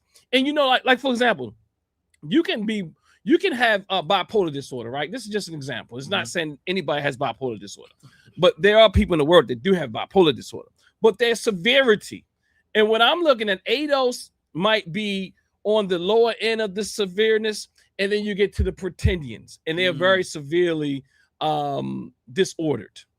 You have the you have those type. Now this brother here, he seems to be more like an FBA guy, a nigga. Excuse my language. He's a Negro. I mean, he's a self-ascribed or defined NIGGER. You got something, but what I want to say is, though, I'm not going to bring him back on because he's not being honest. And after you haven't been honest, I just can't do it. Like, well, don't quote me verbatim, bro. You said it. You said it. Then you backsliding, and then you playing games. Like, why do they all play games? You know, it's kind of like, it reminds me of Trump, and a lot of these guys are Trump followers. See, because Trump can say something and say something different in the very same sentence. This is the type of logic they have. I always say you can't debate unity with nonsense. And with the brother came, and I was so confused because he said, man, I was with Pan-African, but they wasn't doing anything here. And I'm like, well, who told you that? Because most Pan-Africans will tell you we gotta unite here. So I'm like, lost. Nobody in the Pan-African community would be like, we're just focused on Africa. That's why we have all these events here and everything. So that didn't make sense. And then he went on with some other stuff. And I'm like, when I asked him, well, what work you doing? Because you weren't unhappy with how Pan-African was moving. He Facts. Facts. He starts to go into the well, what do you mean? What kind of work? No, tell me. You're the one that said the work. You see what I'm saying? Because he couldn't think quick enough on his feet to give you an example. And I appreciate that you keep asking them, what are they doing? Even to the degree that Yvette Carnell, you checkmated her. That's right. Brother KP, what you got for me? And I'm tired of insulting you every time I call. But look, brother, I just gotta do the purity test. I'm messing with you. No, it's all good. It's all good, bro. I understand, man. There's trolls out there. But yeah, I mean, along the lines that President Winchester outlined, there's this common claim that Pan-Africanism has been ineffective, that a lot of these FBA guys always make, right? Yeah. Well, what point to the specific ways in which Pan-Africanism, the ideology, has failed? And when you ask them that secondary question, they cannot produce anything. When on the contrary, we can show thousands of examples of the way Pan-Africanism has benefited African Americans in terms of, I mean, if we just look at business opportunities, we could look at cultural ideas, we could look at religion. I mean, from the beginning, even during enslavement, free Africans were making the claim to Africa and working to reconnect with Africans. I mean, going back to the 18th century. So there are literally centuries of this Pan-African project, right, between the former enslaved people of this country and others to reconnect, build ourselves up, build institutions, renew culture. In fact, this whole idea of being a Black American, African American, is itself an expression of Pan-Africanism. It's a recognition of all of the various roots that some of us come into this thing called Blackness with. It's a reconnection to Africa. That's what being an African American is all about. But these guys, again, they want to lie, they want to deny the connections to Africa, and they make up this fantasy claim to indigeneity. Okay, prove it. What's the name of your group? Is it the Turtle Islanders? Remember it was the Turtle Islanders? I mean, I don't know. What is the name of your group? I want to see it. Where are the documents that show you were the Turtle Islanders? You lost a battle in this place here. I do know the Gullah Geechee came through Barbados. The slave owners got that record, right? And the people retained that history and that knowledge. You got Junkanoo in South Carolina. You got Junkanoo in Bahamas, Junkanoo in Jamaica. They retained the cooking patterns. They retain the cult. There's all sorts of proofs that there's a connection to Africa. Where is the proof of this indigenous culture? What was your name? What battles did you fight? How did you lose your land to this thing called the United States? They cannot answer any of these questions with anything factual. And it falls apart. But this is what they want to believe. I think you're 100% spot on in pointing that out, Dr. Winkler. This is a fantasy. They want this. They imagine themselves to not be Black, not be African. They imagine themselves to be American, and they misinterpret everything that you get. Anything factual, they're going to try to flip it, skip it. Like even David Walker. David Walker also claims to be the right kind of Christian. Are you saying that your indigenous people are practicing Christianity in a land where the so-called Christ never even walked? So I'm gonna leave that one alone though, because I don't want to knock the Black church, which has done a tremendous job in promoting Pan-Africanism and bringing our people back from the psychic damages that have been done over the years. So I don't want to knock, but so, you know, what we do with Christianity is totally different than what, you know, Europeans have done with it. So I'm gonna leave that one alone. But I mean, the selective usage of David Walker's appeal, like you point out, the denial of Delaney, Henry Highland Garnett, the denial of Edward Crummell, the denial of Bishop Turner. So are you mean to tell me that all the Black people who escaped from slavery on the Underground Railroad were cowards? They fled because they didn't like the United States? It's an insult to your own ancestors, Mr. USA. You insulting your genealogy. And then you pretending like, oh, because it's difficult, because I don't know, I can't document where I'm from in Africa, then it does not exist. My people come from here. That's just. And you know the frustrating part of it, and I'm what you want, and that was first of all well said, but more importantly, they bring the hate into it. Like, I mean, it becomes, we hate everybody. You know, we hate Jamaicans, we hate Africans. And I just don't get it, and it's not productive. They lose on all of the debating points, and every last one. What's the brother's name? USA. Yes, every last one. That brother. I mean, I'm sorry, brother, but you're a Sambo, brother. You can't be a good brother and hate yourself, brother, and hate your own people. Again, it's global unity or death, brother. You gotta get on board or just get out the way, but. Just please don't teach the kids misinformation. And that's what's really frustrating is when you teach kids misinformation. He says he has his platform. I hope that you know, you're mindful. I hope you do some research. And that book was Birth of a White Nation. That was the book I was thinking about. Jacqueline Batalora or something. And she's actually a white lady and was going in on it.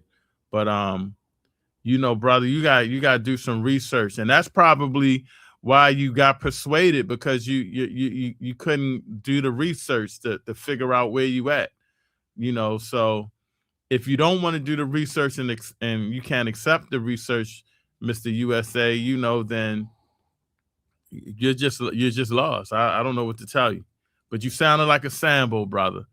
You sounded like a Sambo. What's a Sambo? Well, brother, it goes back to the Uncle Tom days, brother. You know, we always call in the book, we always call Uncle Tom. We always call people that sell out Uncle Tom, but actually Uncle Tom was protecting the black woman and everything. We call the person that was selling out everybody the Sambo. And that brother sounds like he's a white loving Sambo that sells people out. It's the we sick master syndrome. Family, I love this so much. Family. Make sure you take the second to support the platform just by going over and giving us a like. Just take the time to go ahead and give us a like so we can get in the algorithm. Even you FBAers, you know, we would love that you give us a like. You know, I mean, just thumb it up. Even a thumbs down to help. Yeah, whatever, right? As long as we can get in the algorithm, thumb it down, thumb it up, leave a comment, fight us. Just stop cussing. To the moderators, if they cussing, please remove it out of the chat board, because I don't know how Mr. Dear brother who was moving the goalposts, the field one. Yeah, I don't know how he getting all these curse words in on the chat board, and also how he just want to call himself an NIGGER. But I'm not gonna keep you all night there, brother President Everett Winchester. Family, if I had a round of applause type of thing, I would. You must have set me up to have that brother call. You had to know you wouldn't get much juices going. You must be a star, because you know they knew you were coming. And tell the family, brother President, more about what you got going on tomorrow before you get up out of here, and anything else before you leave. That anything that's going on, happening, and all that type of thing. Oh man, tomorrow, Real Truth and Power, or look me up on Facebook, Everett Winchester. But Real Truth and Power on YouTube. We're going to be going into the Carmelo Anthony case, but not what you think. We're not going to be talking about was he guilty. Well, we're going to talk about what you think, if he was guilty or not, but we're going to go even deeper into the reality of the system, and should we have expected anything else? And what are we going to do about it? Because the people it seems like we always crying about justice, but the people with no power will never get no justice. And hopefully we can have some good conversations. And we welcome everybody to be a part of it. I put the link out. You can call in and cam up and be a part of the show. It's not my show, it's our show. But we want to have that serious discussion, because we are people with no power. And to my brother, Mr. USA, that goes for you too, brother. Hold on. That goes for you too. Did we talk to Trey Taylor? Because somebody named Trey Taylor's in the back. Did we talk to him? No. All right.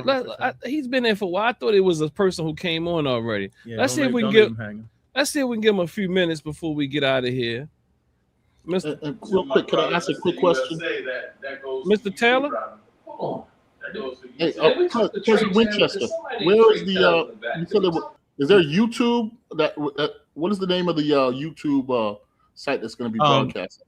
The YouTube is Real Truth and Power, and I'm actually going to put it's already scheduled. I'll put the scheduled event in the chat real quick. Get to that real quick. All right, so you guys can have it. No problem at all. Mr. Definitely join us. Call in. Mr. Taylor, you're gonna have to mute your speaker in the background so you can talk. Mr. Taylor, you back?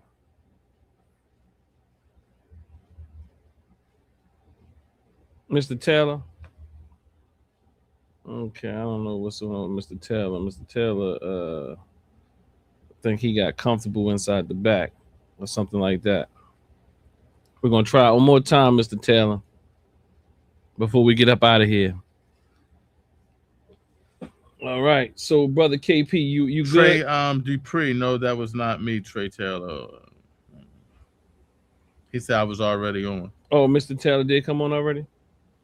Trey Dupree said that. Okay. I don't know Oh, if that's the same KP. one. KP still here. KP, you got something before you roll, man?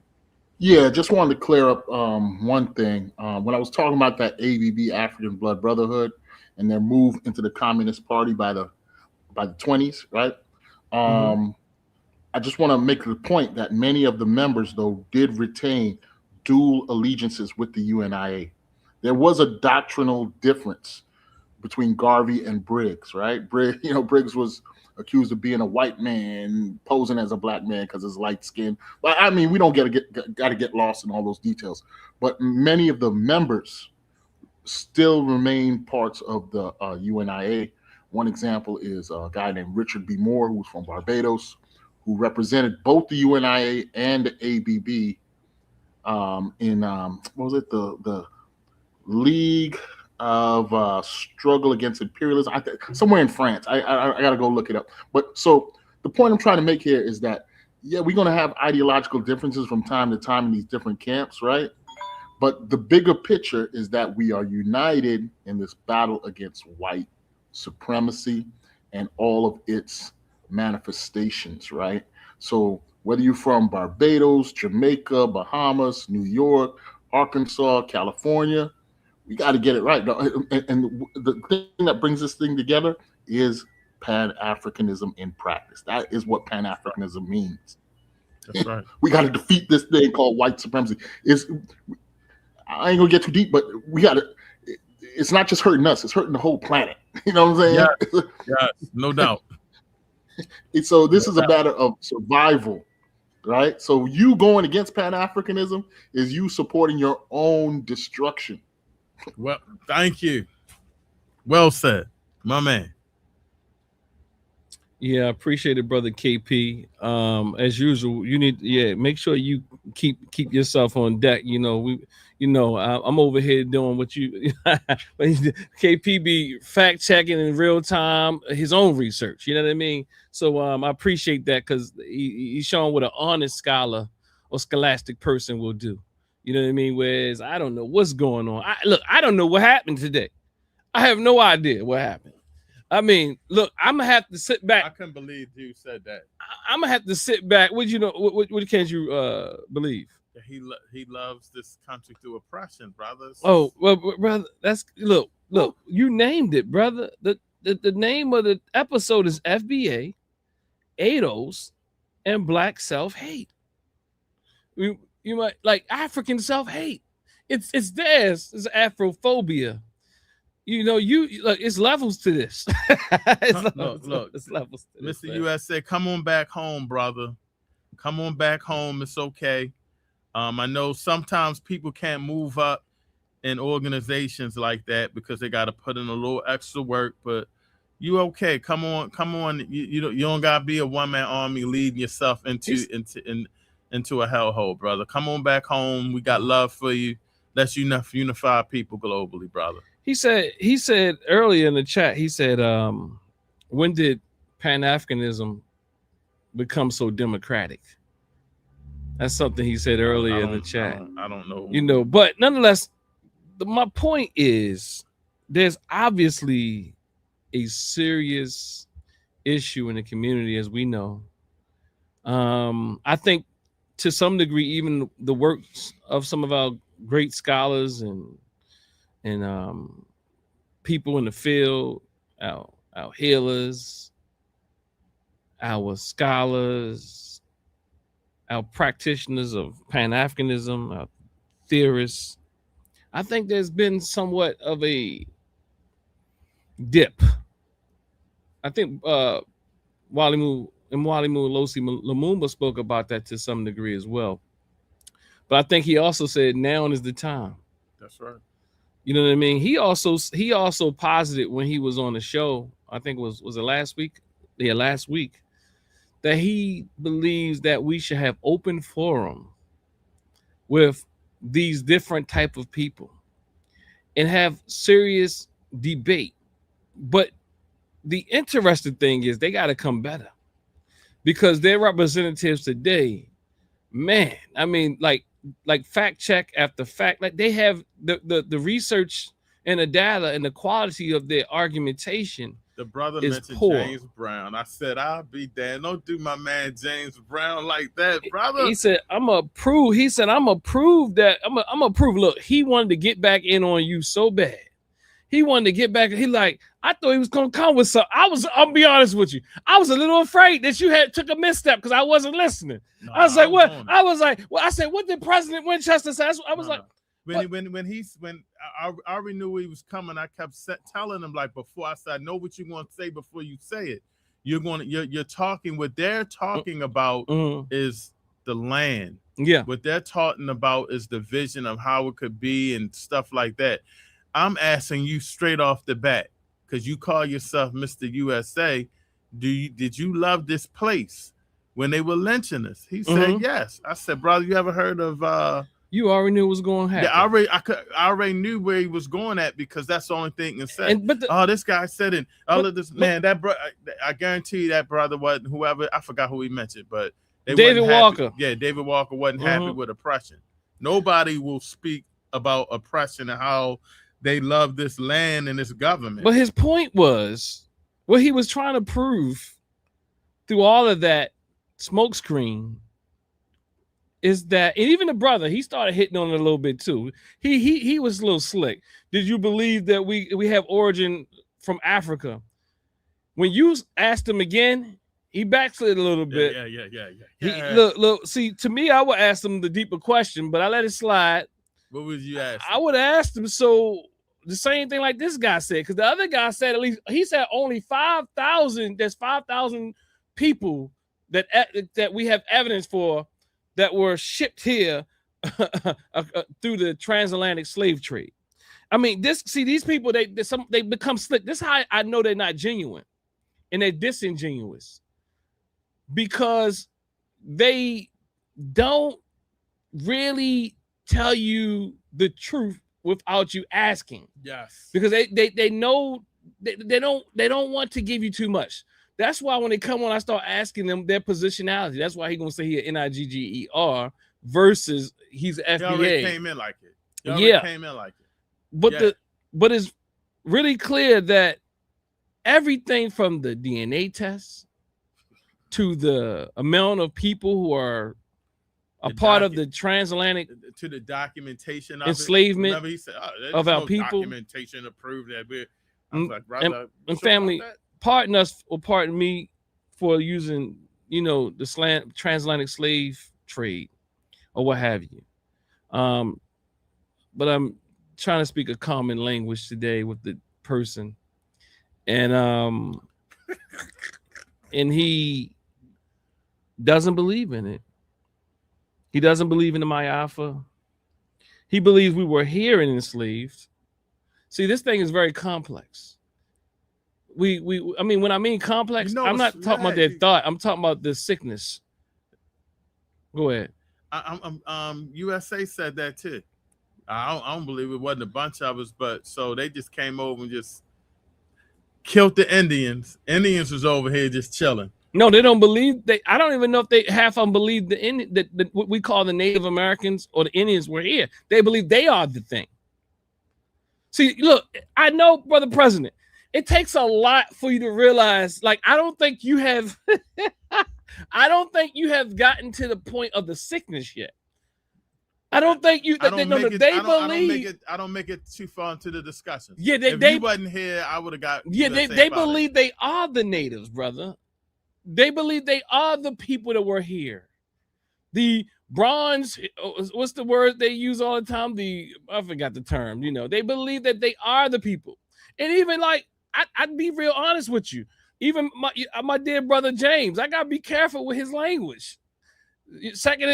I gotta be careful with his language. I'm just gonna say he gotta be careful. Both of it, like the idea. Oh yeah, we was all no. Look, we gotta qualify and quantify. They're twisted on. Yeah, and what we really mean by we were already here. We were trading. We was coming back and forth from Africa. We even gotta talk about that a bit. But I'm just saying we gotta be careful because there's a lot of misinformation out here, and some of it they are actually absolutely utilizing, and there's no strong evidence for that, but they're going to use it He's acting like he's vetting evidence. The The brother played the song, brother. Look, without asking, that shows you how bugged up. What kind of? Oh yeah, I'm thank you for getting me back on there. He played a song. Yeah, what kind of? I mean, what would you? That was evidence. I could have said lift every voice and sing. You gonna go to that next, brother? I mean, it's a lot of songs. And that was written by a Bahamian, James Weldon Johnson. One of his parents was from the Bahamas. Hey, brother KP, don't be tethering on our history, brother. hey, you gonna get us beat up, man. Don't get us beat up. But here's the thing, though. I mean, the reason he played that song is because he has the false memory, meaning bad history, that the civil rights movement in the 50s and 60s was only fought by so-called FBA. He denies the fact that the diaspora had a role, maybe small. It was small. Ain't nobody saying they were the major ones. We're not making that crazy claim, right? But there were the African diaspora was already coming in and out of the United States and had been for a long time, since the end of slavery, right? Well, brother KP, no matter how small it is, it's probably not as small as that made up 15 something number they got. 15, 20, exactly. 26. Yeah. but the point is, it's based on that false memory. They have a false memory of like this monolithic, meaning only one kind, homogeneous, only one, everyone with total undiluted Native American ancestry. That's who Black Americans are. That's the claim they're making, and it's totally made up. It can't be supported. Yeah, I appreciate it. And let me see. I'm gonna close on out. And I'm gonna turn it back over to brother President Winchester so he can take us out of here with his final thoughts. Yeah, the research is poor. Anyway, I'm out. Peace to y'all, brothers. Peace, brother KP. Appreciate what y'all doing. It's important work. I know it may not always feel hold like on. it. I'm gonna have to do you like Torre. Hold on. I'm gonna have to do you like Torre did Cheyenne. I said I was closing out, and you got in. What is going on? Wait. Go ahead, I'm just saying goodbye. I'm just saying peace. All right. Yeah, I'm just saying peace, bro. That's all, man. I'm gonna listen to your close. All right. Peace. Yeah. You know I'm talking about Cheyenne? Yeah. It was the brother with the bush. She got it too. I forgot his name. Yeah, his name Torre. Yeah, Torre. Yeah. It's getting late. I feel you over there. And you got probably a longer ride than I got tonight. So I'm gonna let you rock and roll. But family, please like this video. It doesn't cost you a thing. Share this video, brother President Winchester in rare form, y'all. Make sure you get some good clips of him going at the Mr. I wasn't that crazy, was it? I gotta hear about this later. Were you that crazy? You were strong. No, I mean, you weren't that crazy. You didn't use probably the strongest word you used was COON.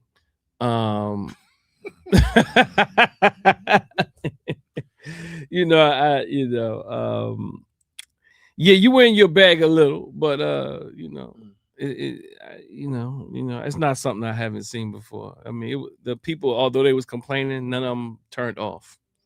They was here for it. They was like, stop arguing, but I'm here for it. That's what they really was saying. They was like, I don't even look at it as an argument. I look at it as the realization that we got some people with some major issues out here. Like, you try to have a conversation with them. And again, just to close out on this, brother, I mean, as soon as I asked him, I knew he was going downhill when we started talking, when I mentioned the business. And when I said, if I run a business and I treat you like dirt, but I treat everybody else great, you still gonna love the business? And he said, well, business isn't a country. Oh, just stick with the business first. Boy. When he went into that, and I was like, he's done. I already knew where he was going at from that point on. It's no way you can continually love something that doesn't love you back. I would recommend anybody. I hope he doesn't have daughters. Maybe he's telling his daughters, if your man treats you like crack, you still got to love him. If he beats you up and hits you upside your head, you still got to love him. Come on, brother. It's levels to this, and it can go way out. But yeah, to close out, just global unity, man. We got to stop this nonsense, and and if anybody's out here speaking this ill will, they can't make. We got to step up and stand on business. That like they try to say, we got to start standing on business and let them know that this is serious. It's a serious matter, and we're getting the press all over the place.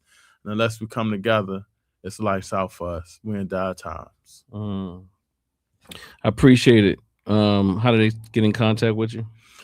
Anytime you want to hit me, you can email me Everett, EVERETT at UNIA106.org. Check out the website. Again, we're on tomorrow, Real Truth and Power on YouTube, and Everett Winchester on Facebook. And feel free to check us out, join the discussion.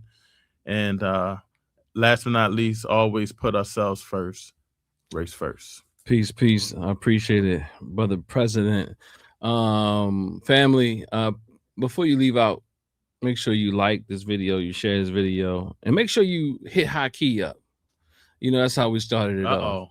Hit brother High Key up and said, we want to see the debate. We want to see the honorable one. We want to see the honorable one against the meager, mild, moderate Dr. Dog.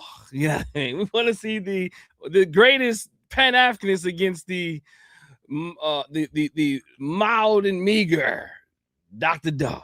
We want to see the honorary doctoral holder, Dr. Haki Ami, come with all his great works and thrash Dr. Dog. No, but anyway, family, I'm going to say we appreciate you joining us. Family's been quite a ride with my dear brother Everett Winchester and my lost brothers and sisters from the tribe of America. All right, family. Like, share, subscribe. And what's the other one? Hype it up. Peace and power. When you claim your Africanness, you're going to get your mind back. If a generalized black woman is doing this and being this, that is that is irresponsible. No, when you claim your Africanness, you're going to get your mind showing back. me, Black and proud. Claim your Africanness, black because and I proud. think that if when you claim your as a Africanness, you're going to person get your who mind has back. a page, What's the status of people Claim who your have Africanness, black and proud. I'm FBA? telling you. When you claim your Africanness, you're going to get your mind back. That's why I was laughing because Black and I am proud. Claim your Africanness, black I'm not and saying the proud. I'm telling framework you. doesn't do a thing, but Become a part of it. we've been Embrace Forward it. to black men Become a being the part of it. masters, being Embrace in it. control. We Become a part of it. Only Embrace it. That those one of the Become a best part stories of I've it. ever heard. Embrace it. When you claim your have Africanness, you're mastered going to get your mind that back. mental growth takes Black place. and You've proud. been Claim your misled by Africanness, leadership, black for and instance, proud. that I'm think telling that you. you can consume. When you claim your Africanness, you're going to get your mind back. Black and proud. Claim your Africanness. Black and proud. I'm telling you.